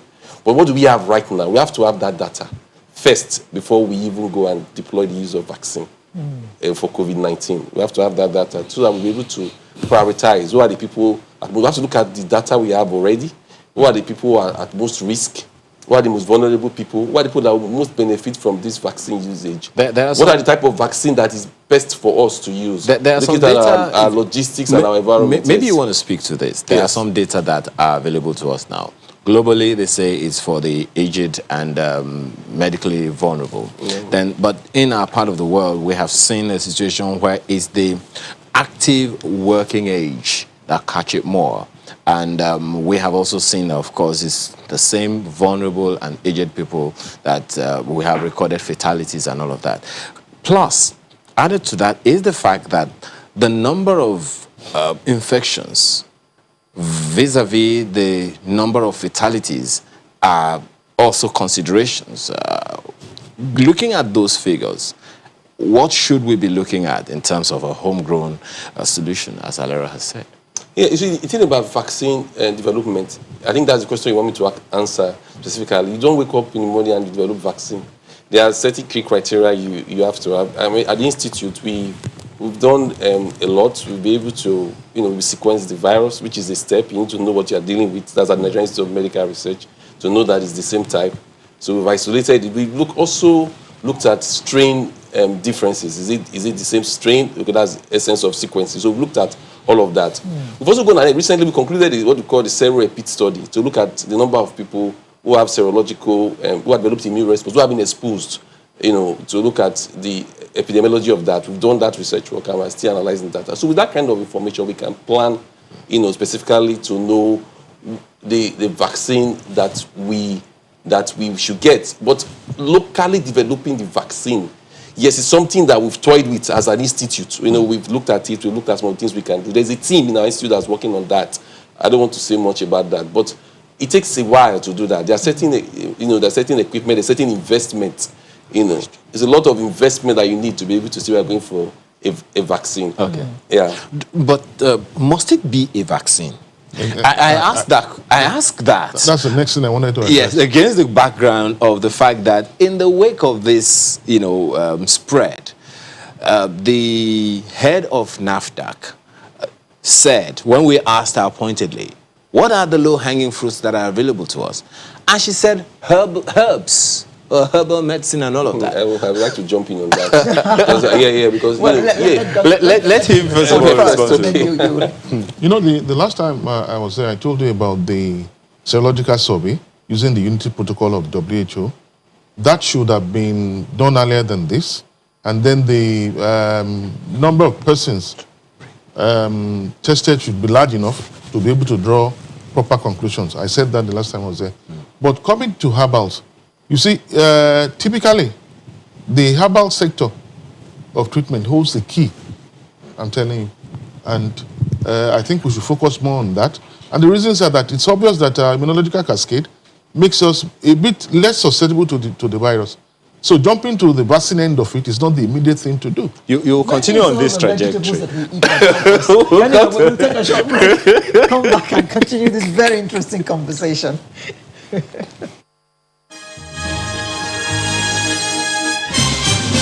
The conversation is still on, clearly, about getting everyone vaccinated. So, Dr. Shekovi was talking about something. Yeah, so yes, I was saying that maybe it's the vegetables we eat that has helped us with our immunity. A combination of things, and I'm aware that we send this to Canada at the risk of running an advert. Which things? That's not they're herbs and vegetables, aren't they? There are plant extracts, not herbs. Oh, extracts. Extracts, oh, yes. Okay, and okay. so far, the results are encouraging. I'm also aware this is very personal, that we gave these to Lagos State government for some element of testing and all that, and so far, we have not gotten any feedback. It's the duty of the government to aid that side of it. If there are claims, you subject it to test and then see how it works. If it doesn't, then we know that, it's not working. So they have also a lot of promise in the, getting through the pandemic for us as a country. The next thing to do is not the vaccine, because it's obvious that, we're less susceptible to the thing. So, that's my conclusion about it. Gregory, you're a researcher. Yeah. Any thoughts about how it is that the pandemic didn't penetrate, in Nigeria as in other places? Yes, I answered that, but I want to, I want to speak on the other thing. Now, personally and as a research institute, we have it, a unit, that research into promising herbal interventions. But the problem I have with the herbal thing is that people are not patient enough to subject their claims to test. You must subject things that you claim work to test, to proper, rigorous clinical trials, or any way that, and it must be independent. You cannot be a judge in your own cause. Yes. You cannot say, there's a maxim law that says, nemo judens ticus asua.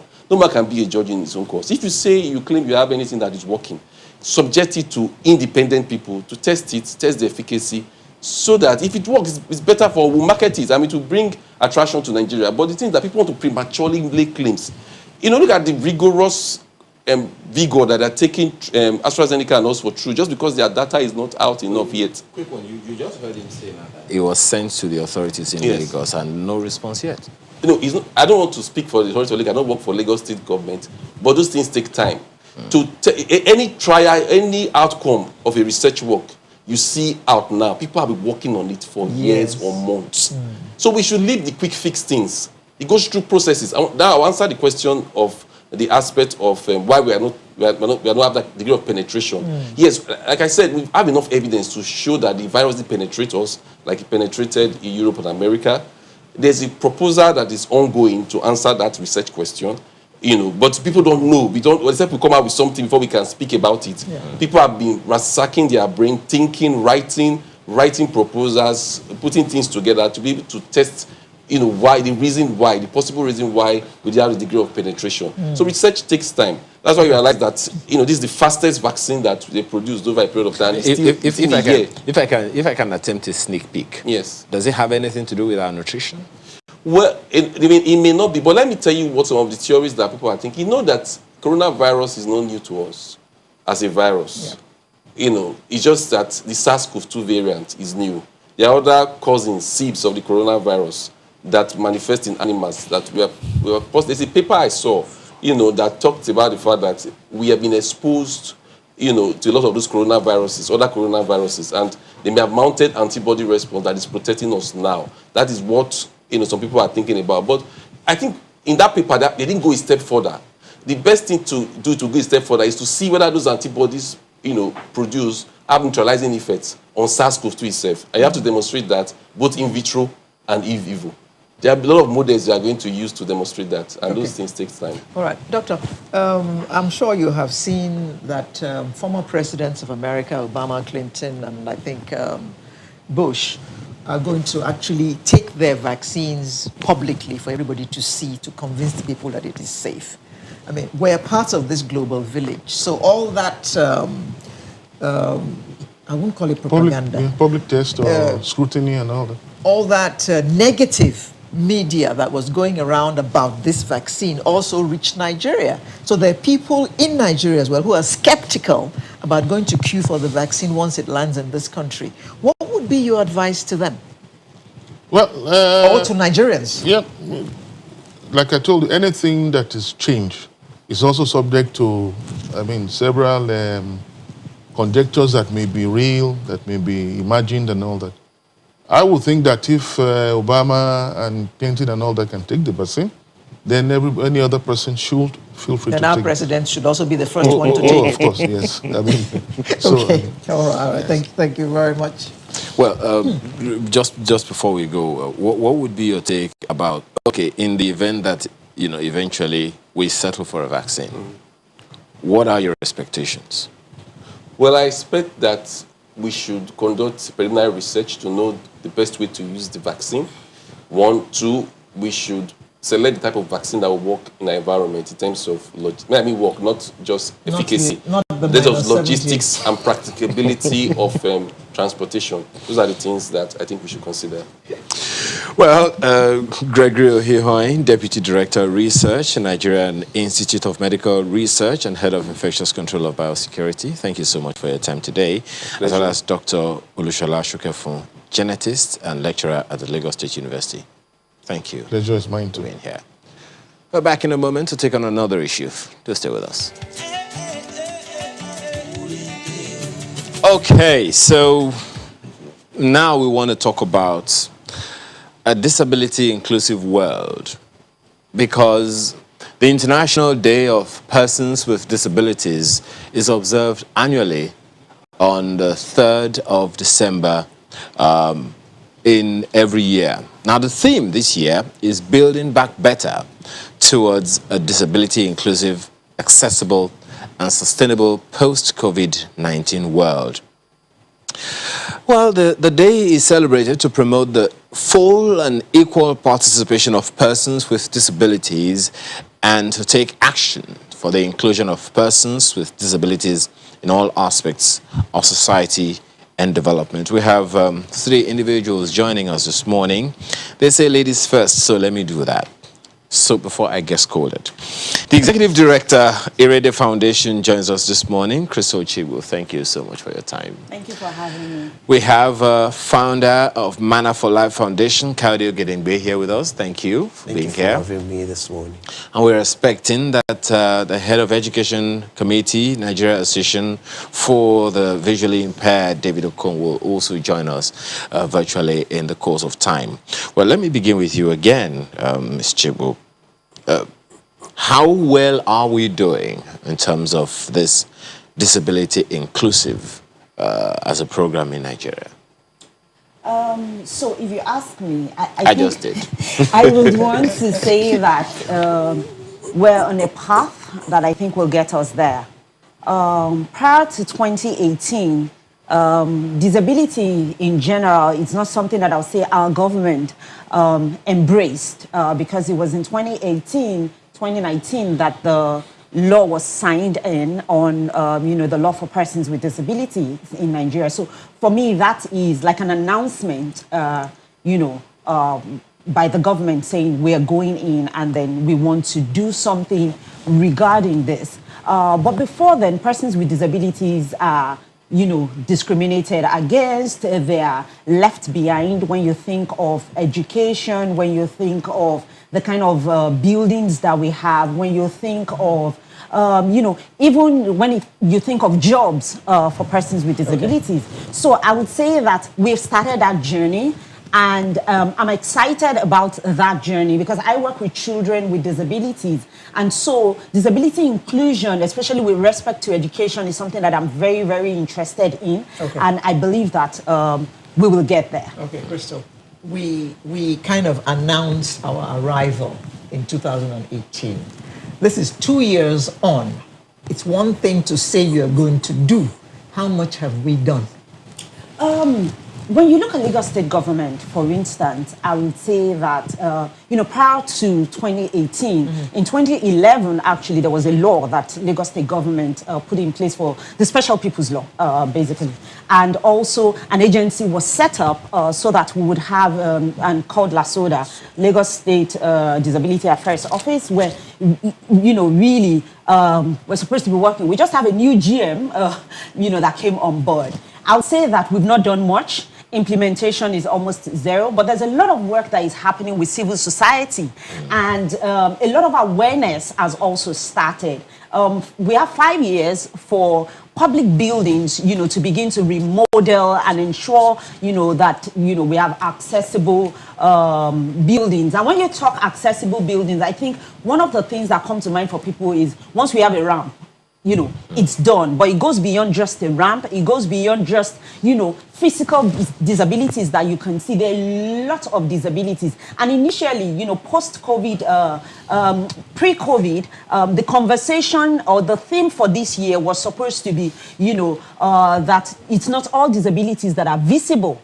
But, because of COVID, the UN changed the theme, and, it became that we wanted to start talking, disability inclusion and accessibility and sustainability post-COVID. So I will say that we are just scratching the surface in Nigeria. Okay. Civil society is doing a lot of work. Okay. Private sector is beginning to have the conversation, and then we have the government. Okay. But we need to speed up action so that we can actually have a society that benefits persons with disabilities in Nigeria.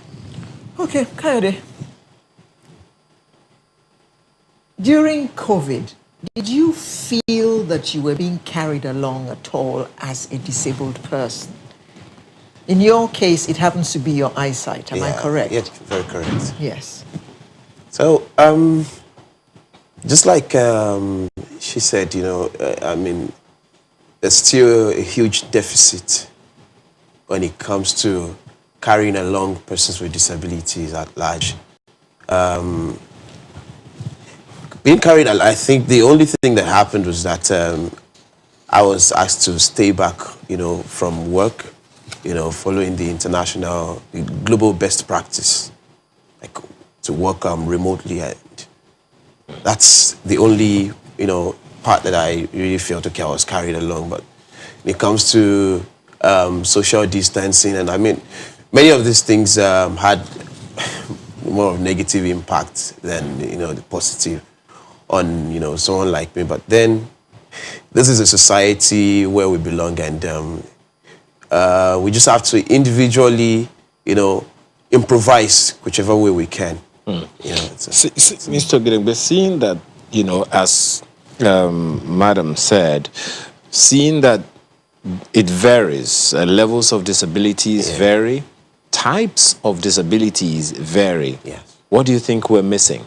Is it the law? Is it the infrastructure? Is it the awareness? What are we missing? First and foremost is the awareness. That's where it begins from, because you look at it, many people are not even aware of the fact that, I'm not even talking about the able-bodied people, even the disabled people, many of them are not aware of, what life can offer them after they've been, when they get into this. Like a friend of mine who was blind and had to stay home for 10 years before he even knew that there's education for blind people. So we have to first start from awareness before we start moving to law, because when it now comes to law, it's not only the disabled person who should know the law, but even the government and civil societies and everyone to help, put these laws in place so that we now begin to implement and interpret. Well, talking about awareness, you're probably inferring education. David Okon is head education committee of the Nigeria Association for the Blind. I understand that he will be joining us via one of the virtual platforms, but he's not joined us yet. So, in terms of awareness, madam, that deficit is clearly there. Yes, for both the people who are able-bodied, as Mr. Gidengbe has said, and those themselves who are personally involved in this matter. Add to that in the mix their caregivers, their parents, their guardians, their siblings, and all of that. Where do we even begin from? I think we've already begun. Okay. And again, I would say thank you, channels, for having us, because having these conversations is actually where awareness and education starts. Yes. I'm a caregiver, a parent of a child with disability, and I think it's just by learning your voice out there. The good thing that is happening is, I think COVID-19 has given us the opportunity to know that education, awareness creation goes beyond, you being physically present to be able to create that awareness that you need to create. So there are so many platforms where we can actually have conversations now. So you have social media, you have digital, you have technology. And I think, coming out to talk about it is where you start. The second thing is accepting it. We need a society where people can actually accept persons with disability. So it also is where the government comes in, because you talking about that acceptability. What's the range for you now from where we were to where we are now? I would say 12 years ago when I got into this world of disability, and now I would say probably we've moved from 0 to about 3, 4. Where are we going? Where are we going? We want to get to 10. We want to get to a place, where persons with disabilities are accepted the way they are. Where I have a child with disabilities and I'm not keeping the child at home. And I'm not ashamed to say I have a child with disability, because all of this started culturally and,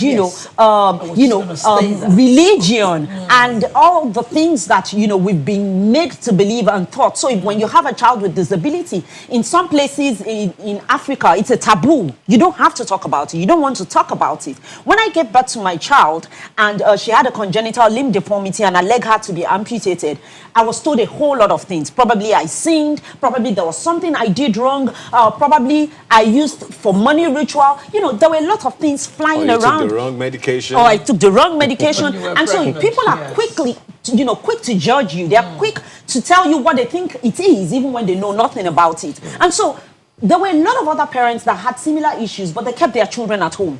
They wouldn't keep the child in school. They wouldn't talk about it. They wouldn't go to their faith organizations to, showcase the child, because they really feel like, there's something I've done wrong, or they've accepted that. And so because of that, the society, contributed to that. But when people start talking about it, then you start seeing that more people get aware. And you see, Crystal, you say this was 12 years ago. Culturally, have we moved from that place where we were 12 years ago? Have we moved from there today? Culturally. Or is it the same thing? We've moved. But it's just that it's... So more parents are now aware that a disability does not mean that your child cannot get education. Exactly. Because we have seen disabled children abroad who still live a full life. They get education, they work. They earn their own living. So disability has not made them second-class citizens, so to speak. And here in Nigeria, are we approaching that place now in Nigeria? I would say yes. Kade is a testament to the fact that we're beginning to, approach that, because he works in an organization. Somebody, showcased him. My daughter is an example. I mean, right now she's in the boarding house, and a lot of people are, why are you going to send her to the boarding house? How is she going to cope? What is going to happen? And I'm like, she rides a bicycle, and there are a lot of other kids that can't ride a bicycle. So yes, the awareness and, is beginning to happen. We're beginning to talk. And that's why I said we moved from 0 to a place of 3, 4. But that's not where we want to be. That's encouraging, Crystal. But right now, we need to take a break. We'll come back and continue this very interesting conversation indeed. See you in just a moment.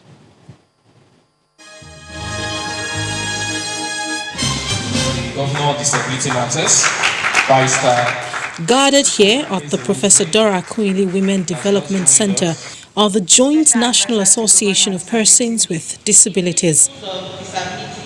They are gathered to commemorate the 2020 International Day for Persons with Disabilities. A day which is observed globally by the United Nations General Assembly is aimed at mobilizing support for critical issues related to them.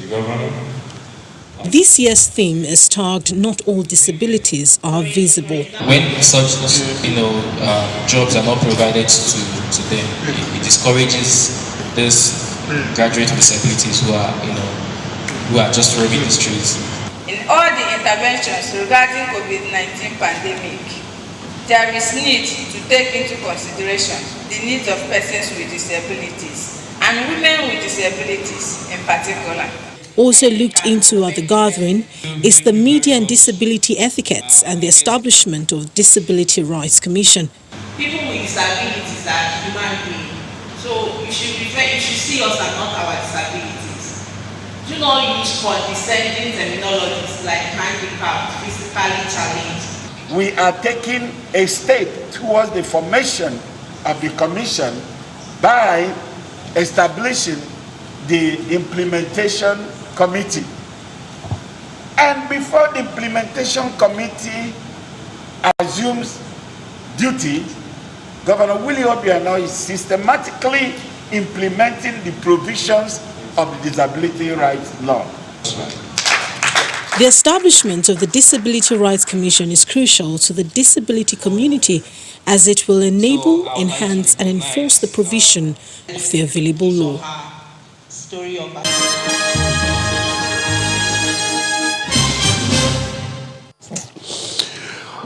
All right, so this conversation is still continuing towards a disability inclusive world. Mr. Ogedengbe, you've heard Ms. Chibu talk about the fact that, we need to move.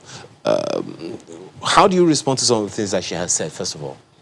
Yes, I think she's right to say we've moved, but I want to bring another interesting part to it, which is we've moved in the South.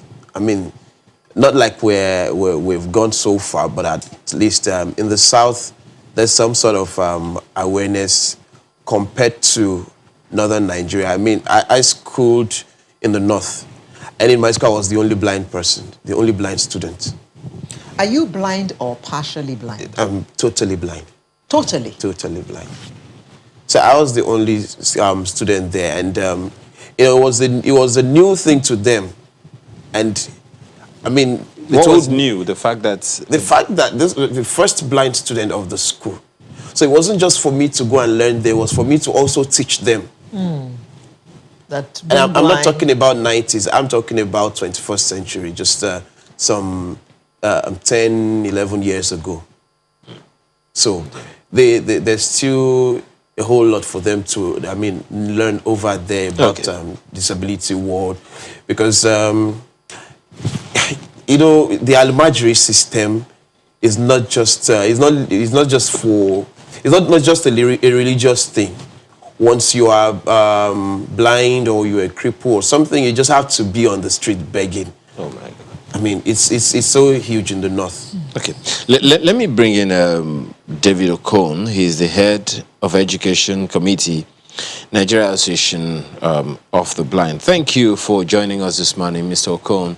So, talking about education, we have established here, and I hope you've been watching all the while, we've established that awareness is still a huge challenge. What are you doing? What's your committee doing in the association to ensure that education goes around about what we're dealing with here?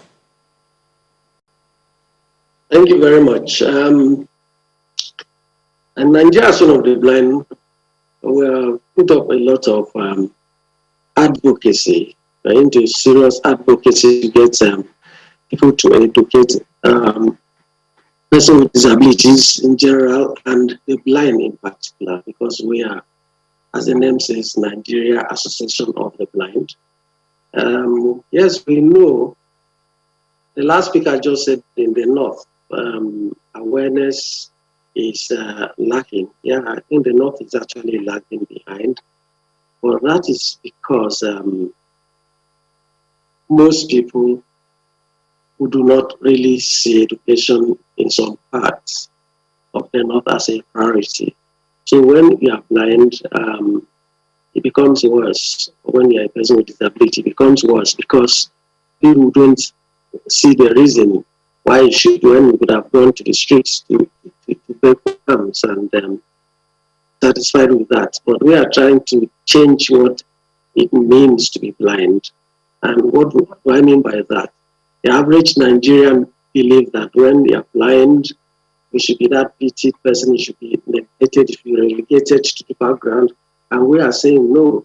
And we believe that education is one of those key factors that will help us to change that narrative and will help us to make people know that we can contribute equally to the society, to our community, to our environment, and to the nation at large. So we are doing a lot of advocacy to parents, to communities, to the society, and most of all to the government and private entities. When you talk about this education thing, the question a number of people might want to ask is, what are the limitations? What are the challenges? What are those things that are making it difficult to attain specific objectives of ensuring that we leave no one behind? Yeah, let's start with because we're in the COVID year, the new normal. When COVID came in, for instance, we discovered, like any other person, that learning had to be remote. And so a lot of people went online. Here we had serious shortcomings for the blind community and perhaps persons with disabilities in general. The online platforms, first of all, must be improved to be accessible to persons with learning disabilities. The blind students who were at home in the COVID era, COVID year we are in, were completely missing. They completely did not take part in the online learning. So that brings it to the fact that we need to, as a nation, as a people, to always think inclusion. When we are designing a policy, the first thing should be, would it accommodate every person, every member of the community, every member of the society? And then the affordability. May I point it out that disability largely is associated with poverty, which means that a lot of people, I'm not saying all, because I'm misquoted, a lot of people who are disabled today may not have been disabled if they were from a more wealthier home background.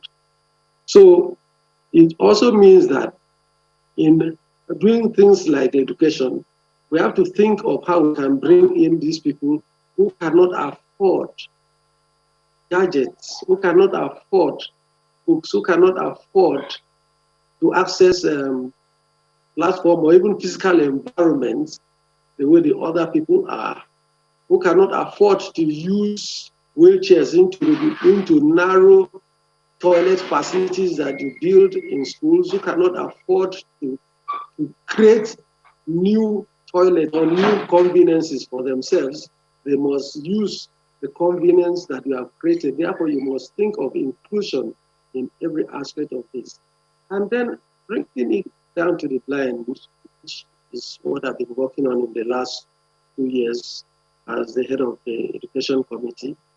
We found out, for instance, that an average blind student is sitting down in the classroom without facilities, without textbooks in reading accessible format. And of course, nobody sometimes bothers to think, how is he going to learn just by friends reading to him or her? So we need to think inclusion in every aspect of education to include. But as much as we say that the government of today seems to be thinking but not doing, right? Mark my words, thinking disability, they are yet to start working towards inclusive society. Thank you, Mr. Okon. Thank you, Mr. Okon. I need to read this tweet from Dr. Jerry Gokwe. He says that he's glad that the disability bill, which he first sponsored as a member of the House of Reps in 1999, has finally been signed into law. So let us join hands to push for total implementation. Well done, Dr. Gokwe. Well done. I want to ask you, he also referenced the fact that there is a lot of issues when it comes to, the people living with disabilities in society. So if we're going to talk specifics, what are the things that people need to understand about the peculiarity of people living with disabilities? They are varied. The requirements or the needs of the visually impaired is different from the needs of the person who can't walk, is different from the needs of the people with who can hear, who can't hear, you know, the albinos or albinos in the society. Maybe I should even, you know, start with you, Mr. Ogedengbe. What has been your experience? Okay, just so we all know, elections is going on, and you've seen that tweet as well of somebody saying that election is ongoing in Ikorodu, but the turnout is exceedingly poor, and some youths are already threatening to take away the ballot box if not given money. That one is there. But the question I want to ask you about that is, what has been your experience, Mr. Ogedengbe, in the society? What kind of help or not do you get? And talking about elections as well, what has been your experience, you know, going through that? I think it's just a thing of will, the will to first recognize, or I mean, have it at the back of their minds that I'm talking about government now, that there are people with special needs in Nigeria. I mean, we don't need to. This is 21st century where you don't need to be reminded before you put things in place. So when they always have that at the back of their mind, there should be a strong will to, you know, put things in place for different persons with disabilities, and you work with us directly, because that has been that's another problem where you don't work with us directly to, you know, ask us what really do you need, how will it work for you. So there's still, I mean, that gap. So is that gap, the communication gap, working for you, not working with you? With us, you understand. Okay. Yes. So, Mrs. Chibu, how do we address those peculiarities? You heard Mr. Okon say it's quite an expensive venture trying to meet the needs of the different segments of society. Add to that the peculiarities of people living with different kinds of disabilities. How do we go about it? I think the first thing is the Sorosuke generation. Let's keep talking about it. Because the more you talk about it, the more people are aware, the more they know how to help you, the more they know how to support you. In fact, I don't use the word help. Persons with disabilities do not need help. They need support. They need you to remove the barrier from them. For instance, if you have a person with disability working for Channels Television, the person, say, is on wheelchair, the person will be able to come into the building because there's a ramp, and he can, you know, work without any barriers. He doesn't need your help to push the wheelchair, because you've already provided an atmosphere that is going to help him to deliver on his job. He can just go ahead and deliver his job. So talk about it, speak up. And that's why, you know, I'm an advocate for speaking up. The second thing, and recently we just got a funding from Disability Rights Funds, DRF, to drive inclusive education in Lagos State. Yes, just like you said, there needs to be a will, not just the political will, of the people as you begin to know about it, to know how to ensure that you're including persons with disability. The truth is, if you work out a model that works with persons with disability, it will work for the people that do not have disability. So yes, it's a very expensive venture, but that needs to be put in place. Thirdly, I would say linked to the advocacy that is already happening should be an advocacy from the religious angle and the traditional rulers, as the case may be, because these are people that influence, behavioral change for the people that follow them. So they are great influencers. And finally, I would say we need help with the media, a lot more documentary, a lot more information out there to help not just persons with disability, but other people, the typical community also, to ensure that, you are able to drive the knowing, because what you don't know, you can't, it's ignorance. You can't be blamed for it, honestly. And as we begin to include those things in the things that we do, you'll see that we begin to see the kind of change. Persons with disability will know that they can access education easily because it exists, and because their community leaders have also talked about it. They know that, oh, it's okay for me to go out. my daughter, like I said, is an amputee. She's in the boarding house. And just recently, she was telling me that, oh, in my school, a lot of people don't know about disability. And I said, okay, maybe I should come train them about it. And then she said, don't worry about training them about it. I'm going to tell them myself, because this is the life that I live. And she's the one training her fellow students about disabilities, what they need to know, what she expects from them, and the fact that she can do everything else that they can do. Yes. Probably not at the same pace, but she can be a part of it. So I think those are some of the things that we need to start doing. Okay, Speak up. We haven't even spoken about the theme for this year. So let me take this to Mr. Okon. Mr. Okon, talk to us about this year's theme, please, in 2 minutes.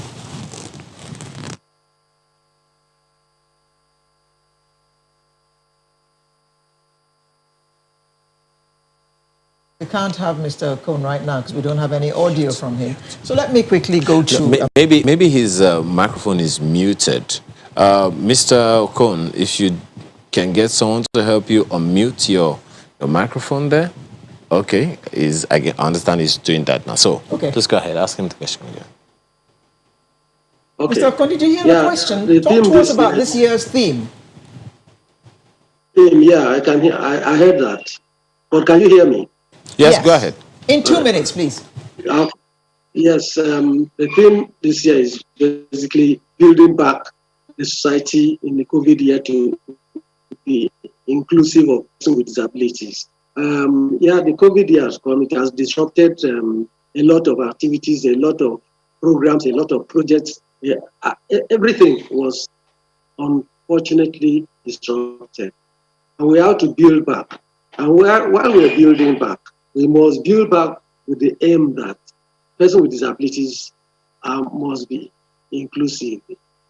In the design of our programs, as I said earlier, we must design programs that will be inclusive to persons with disabilities. Work with persons with disabilities to make sure that they are actually catered for. Sometimes you cannot sit down and just think, as the speaker said there. You cannot sit down and just think because you can only imagine.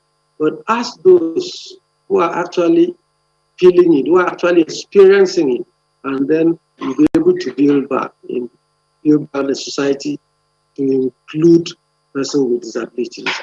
And we use that to call on our governments and corporate bodies, entities to think that disability is one thin line. It's disabled and non-disabled. And so build back the society in a way that tomorrow everybody will be able to use it. Nobody will be left out. Nobody will be neglected. Thank you. Kayode, to me, you are an inspiration. Because in spite of being... Were you born blind? Yes, I was. So in spite of that condition, you chose to better yourself. So I want you to talk to others who are living with disabilities, so that they do not sit back and say, because I have this disability, my mother doesn't want me to go out, so I'm going to sit indoors and wallow in self-pity. You didn't do that. And you tell us you have a job. And during COVID, you were working from home. That is very inspiring as far as I'm concerned. Talk to us about all that and inspire other people who may be in the place where you were. It's, life is personal. So I just believe that when you have some challenge at all, whether disabled or not, it's for you to rise up to that situation and challenge the challenge. That's how I say it. You must challenge the challenge. So for me, I was young. I was about the age of 13 when I got my independence from my parents. They weren't going to give me. They weren't going to allow me, but I fought. Both military and diplomatic tactics I employed. And yeah, military. When I mean military, I was so confrontational. If it was to insult, I insulted people. And later I wrote a letter, explaining why they just had to allow me be. And I mean, today it's paying off not for just myself, but the entire family. So there are times one just needs to go hard on, some things so as to get the results. The result may not be immediate, but it surely will come. So for me, I believe if it is to be, it is up to me. So, What kind of work do you do? I work in the corporate communications department of an organization, and like you know, I'm founder of Manna for Life Foundation. It's an NGO into food security. So I'm not just dealing with persons with disability. We feed the hungry people out there, on the street, and we did that during COVID. I started in 2017, and I'm still doing it till now. Up until yesterday, I still do that, food to the hungry. So that's what The expression they would use in French is that je suis bouche bée. As in, my jaw has dropped, and I'm like this. In the same spirit of what Alero has asked Mr. Ogedengbe, Madam, there are many people who have people living with disabilities. Albinism, crippled, visually, autism, and there are so many that people don't even know about. Speak to those parents, guardians, and caregivers to let them know that it's not the end of the world, because some of them are probably still in denial right now. What do they need to do? In self-pity. Yeah. Okay, what I want to first tell you as a parent of a child with disability is that when you give your child freedom by allowing them to be and equipping them with all that they need, you get free yourself. And so that disability is a mind game. Whatever you allow that child to do, they can do. There's nothing that should stop you. And then you also will be able to live your life. There are a lot of peer groups of parents with disabilities that you can join, and you will definitely be grateful that you did. It's not the end of the world. Should anyone be in denial right now?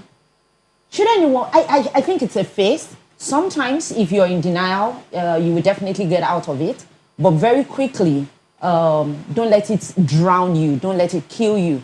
Come out of it, and then let's build a better world. So you're saying it is not a religious problem, it is not a cultural problem, it is just a situation. Physical problem. Yeah. It's a fact a number of people really had And to... that also because, it's not just religion, it's not what everybody else or other people have to say. It's what you have to say about it. So you need to first come to terms with it. I mean, just like Kayode said, I understand very much when you say you just have to fight your way out of it. I mean, sometimes I want to be a little bit protective of my daughter, and she says, thank you, I can do it. Let me just try it. Let me try it. Let me run and fall and see that. So at least I have tried. Well, I have to thank you all for being a part of this conversation. Crystal Chibu, Executive Director, Iradio Foundation. David Ogedengbe, Kayode Ogedengbe, founder, Manna for Life Foundation, and a communication expert. We didn't put that. David Okon is also Head Education Committee, Nigeria Association of the Blind. Ladies and gentlemen, thank you so much for your time and thoughts this morning. Thank you very much. Thank you. So we're back for one more thing or two. Just stay with us. Welcome back, and thank you for staying with us. Payment Protection Promise is Flutterwave's buyer protection policy. Now you know. It's all about protection, isn't it? Okay.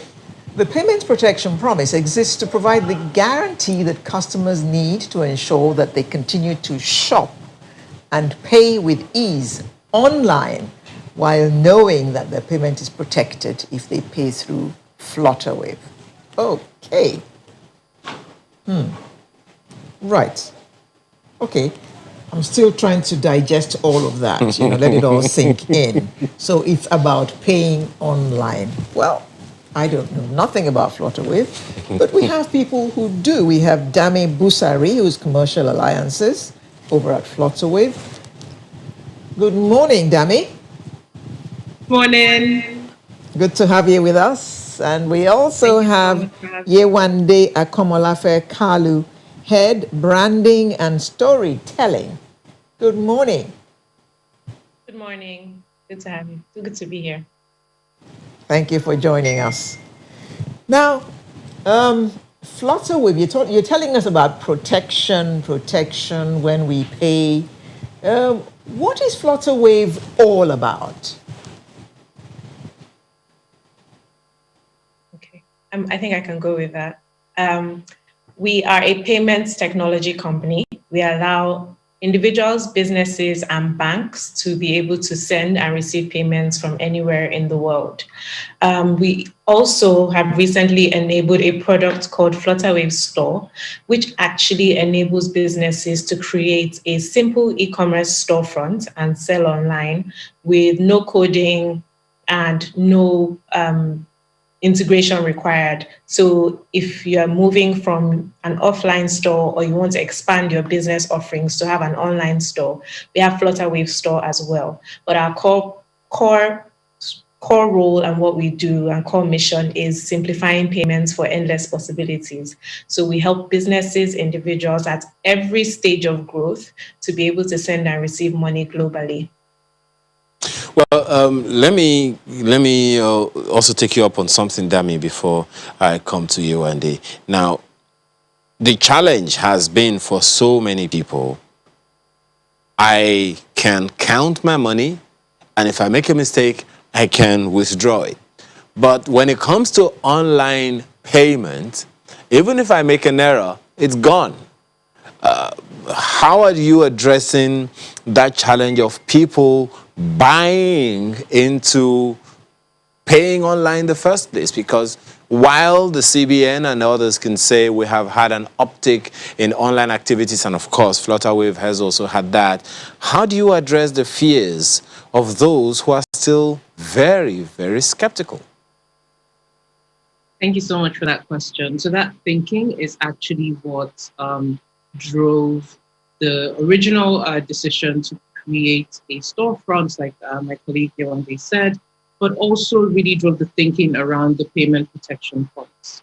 So the type of scenario that you just described is exactly what you find, where a lot of people are very hesitant and skeptical with making payments online, because we've all heard those stories of making a payment to a business and either getting the wrong item, not getting the item at all, or if there is a complaint, not being able to get accurate resolution. So normally, if there is an issue with your card payment, you would go to your bank and make a complaint to your bank and wait X number of days for a resolution, if a resolution does come through. With the payment protection promise, what we've done is collapse the entire complaint resolution promise down to 24 hours. So this means then that if you go online and you want to make a payment, we're all on Instagram, right?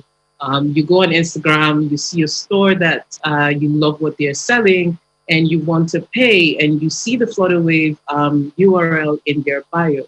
You feel more confident to know that, one, this is a business that has been vetted, but even if you do have issues, you feel confident to know that if you reach out to Flutterwave and you make a complaint to say, I made a payment for this, I didn't get the value, or I made payment for X and I got Y in return, you know that Flutterwave is going to help you get your resolution and get your money back.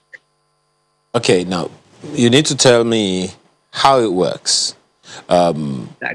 Because getting confidence of people in the fact that this will work for me irrespective of what, that's another thing entirely. People have had situations where they double pay, you know, for a product or a service, and before they resolve it, it takes a little while. There's internet downtime on their end, and they're not able to complete the payment. Sometimes they've been deducted, and then before you resolve the issue, just as you have said, you know, you're saying it's collapsing into 24 hours. So tell us just how this works so people can be a little more confident in Flutterwave. So how it works is pretty simple. Today, if you do a payment or you see an alert that carries the word Flutterwave, if you go on our website, we have a disputes page. It's disputes.flutterwave.com. If you go on that website and you put your card details, it will show you all the transactions that have been authorized through Flutterwave, right?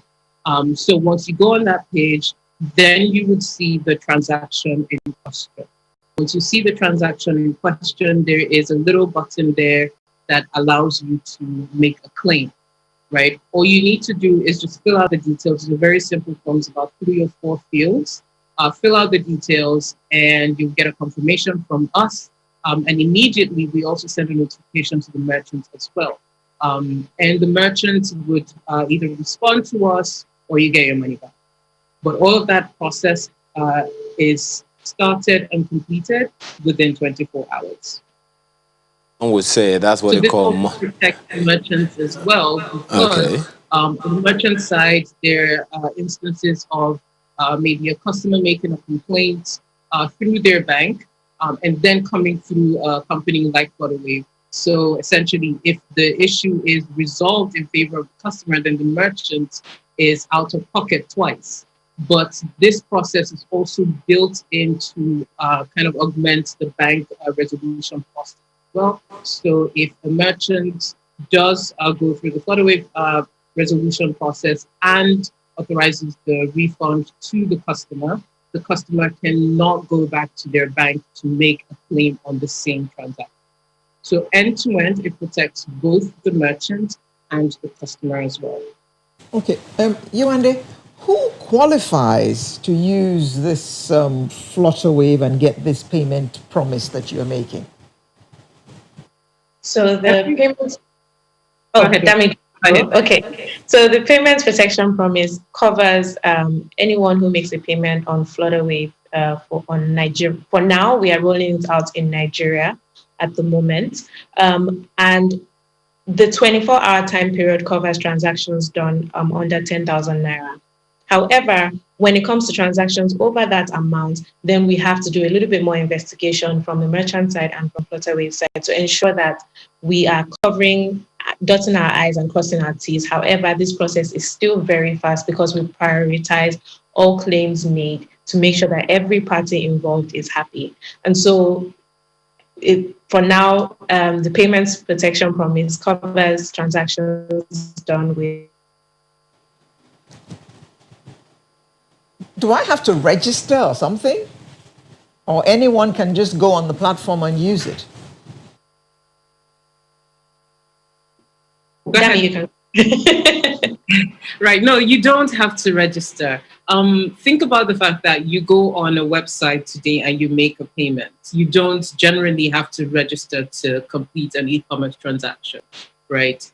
What this is doing is saying that as long as the processor, the payment gateway that was either on the merchant's website, on their mobile app, on their Instagram bio was Flutterwave, we already have a record of that transaction. The obligation on the customer is just to kind of remind us to say, hey guys, I did this transaction with you. I didn't get what I expected. Please help me get my refund back. What I understand from this, therefore, is that the merchant is the one who has a relationship with you. So if I see your logo when I'm about to purchase, when I click on it, then my transaction goes through. Is that correct? Yes, the merchant does have a relationship with Flutterwave, but as a customer of the merchant, we're also obligated to you as a customer as well. So if you do go on a merchant's website and you see the logo, the ask or the behavior we're trying to drive now is you should feel confident to click on that and use that as the preferred channel to pay. In Nigeria today, it's very common to go on a website and see multiple payment options. We're saying because of the promise and the protection that we are guaranteeing, you should choose Flutterwave, because if you do have issues, after that transaction is completed, you can be guaranteed that we will get you a resolution. Well, you've spoken to the customers so far. Now, there are probably a number of people, maybe Alero, also interested in being merchants here. What's the process? I mean, those ones will have to register, right? Yes, they would.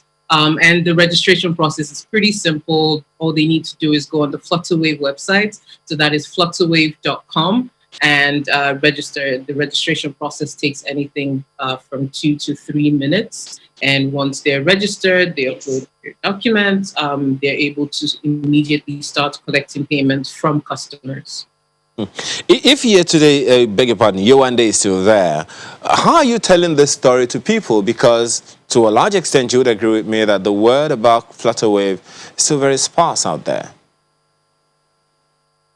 Yeah, so we use every channel possible, including interviews like this, where we go into a lot of detail about what Flutterwave does. So to kind of elaborate a little bit more, the way Flutterwave works is that, like I mentioned earlier, we allow businesses to receive payments at every stage of growth, which means that some businesses don't have websites or they're freelancers, right? Like we have, we're very much in the gig economy at the moment. And so we have freelancers that use Flutterwave to receive payments. So if you're a freelancer that offers services to people, you send invoices, we do have that as an option available.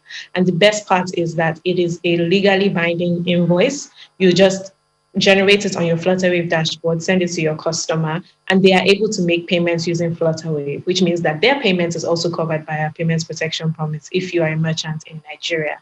But the way we tell Flutterwave's story is through this. We have also done, engagements and sponsorships with popular TV shows. We do this on social media. We do this through content that we create. We try to tell the stories and get as much visibility for the businesses that use Flutterwave as much as possible, because their growth is also our growth. And we're very, very, very passionate about growing our businesses that use Flutterwave globally. How far-reaching is the word out there about Flutterwave? I've seen that Dami, for instance, has quoted copiously your presence on Instagram. What's the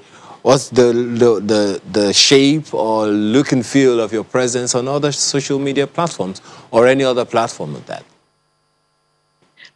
We have quite a large following, considering our company, where we were founded in 2016, and so we're just about 4 years old. And we have quite a large following, which I think that even this year especially, because everyone kind of moved, most people moved online because of the pandemic, we saw a huge growth in our visibility. And we also doubled down on ensuring that we could get the word out there as much as possible. So we have quite a large following, but beyond that, we try to ensure that the strategic people and the strategic communities that need a solution like Flutterwave are aware that we exist.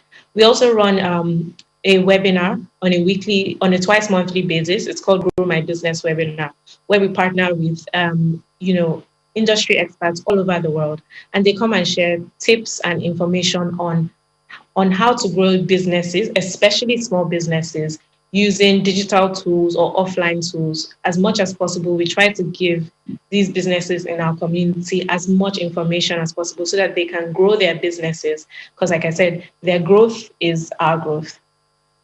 But Dami, let me come back to you. We have had a very COVID year, if I can use that term. What has it been like over the past few months? What are some of the challenges that you have had to deal with as an organization? And what are the hopes of, getting more and more people on board Flutterwave? So we're a technology company. Yes, this has been an unprecedented year. We've all had to stay back at home. But one of the things that we kind of had going in our favor is the fact that from day one, the company was structured to support off-site, to support staff working off-site. So we have a remote work policy. So this means that even before the pandemic hit, people were already comfortable and had the tools to be able to work from locations not in the office. So even when we did have to go into lockdown globally, the company was able to continue working pretty much as normal. Now, in spite of that, of course, there has been a major impact to the businesses within our portfolio. So one of the things that we've done is, like Wendy said, create the Grow My Business workshops that tell businesses or provides information for businesses on how to grow their business in a digital space now. Another thing that we did was, like my colleague Wendy said, we actually launched the Flutterwave store during the pandemic. It was something that we had in our pipeline, but thanks to 2020, everyone's plans changed. And we immediately realized that it was very important for businesses to be able to start collecting payment from their customers.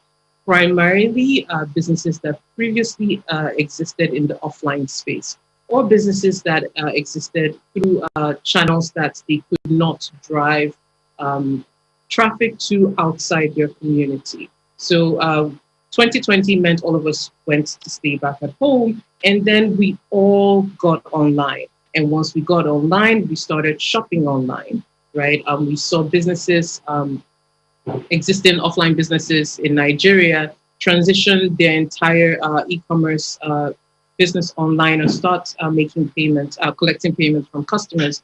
We saw grocery stores start doing door-to-door deliveries. We saw different types of innovations in the space, and we then created the Flutterwave store. And the general idea for that was, if you have a business, you run an e-commerce store. Previously, you would upload your photos on Instagram. Previously, you would send photos to people on your WhatsApp. Now, you can create a store. And more importantly, because you want to get visibility from people outside your ecosystem, because the store comes with a valid URL, you can actually direct ads to the store.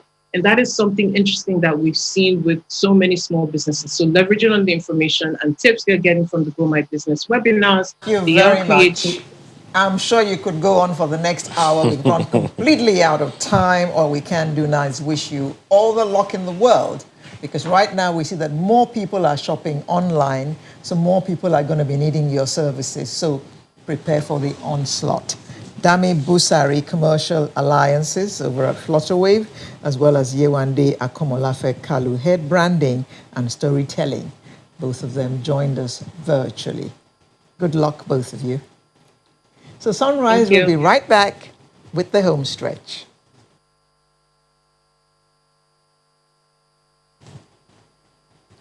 Thank you for staying with us up to this point. Sunrise is now winding down gradually. But before we go to the home stretch and talk about that movie, whose clips you've just seen, I'd like to read this tweet from Dr. Akindayomi, who runs some hospice, I would call it, looking after autistic children. And she sent in this tweet and says, a lot has been done. Advocacy is about all coming together. The society can remove barriers. Many people with disabilities are making the move despite the barriers. That is good to hear, Dr. Akindayomi. But unfortunately, it would seem like that's for those who can make the moves. For instance, like Coyote. Yes, like Coyote, like the madam that we had the other time.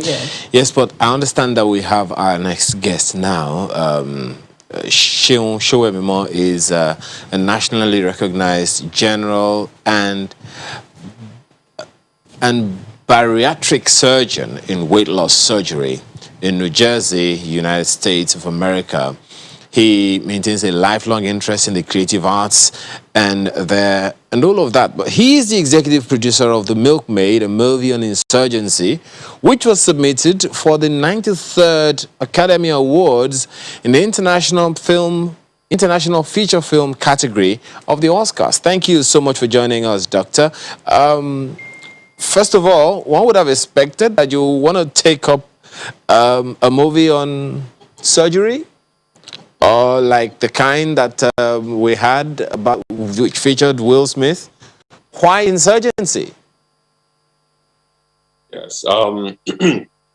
First of all, thank you for having me.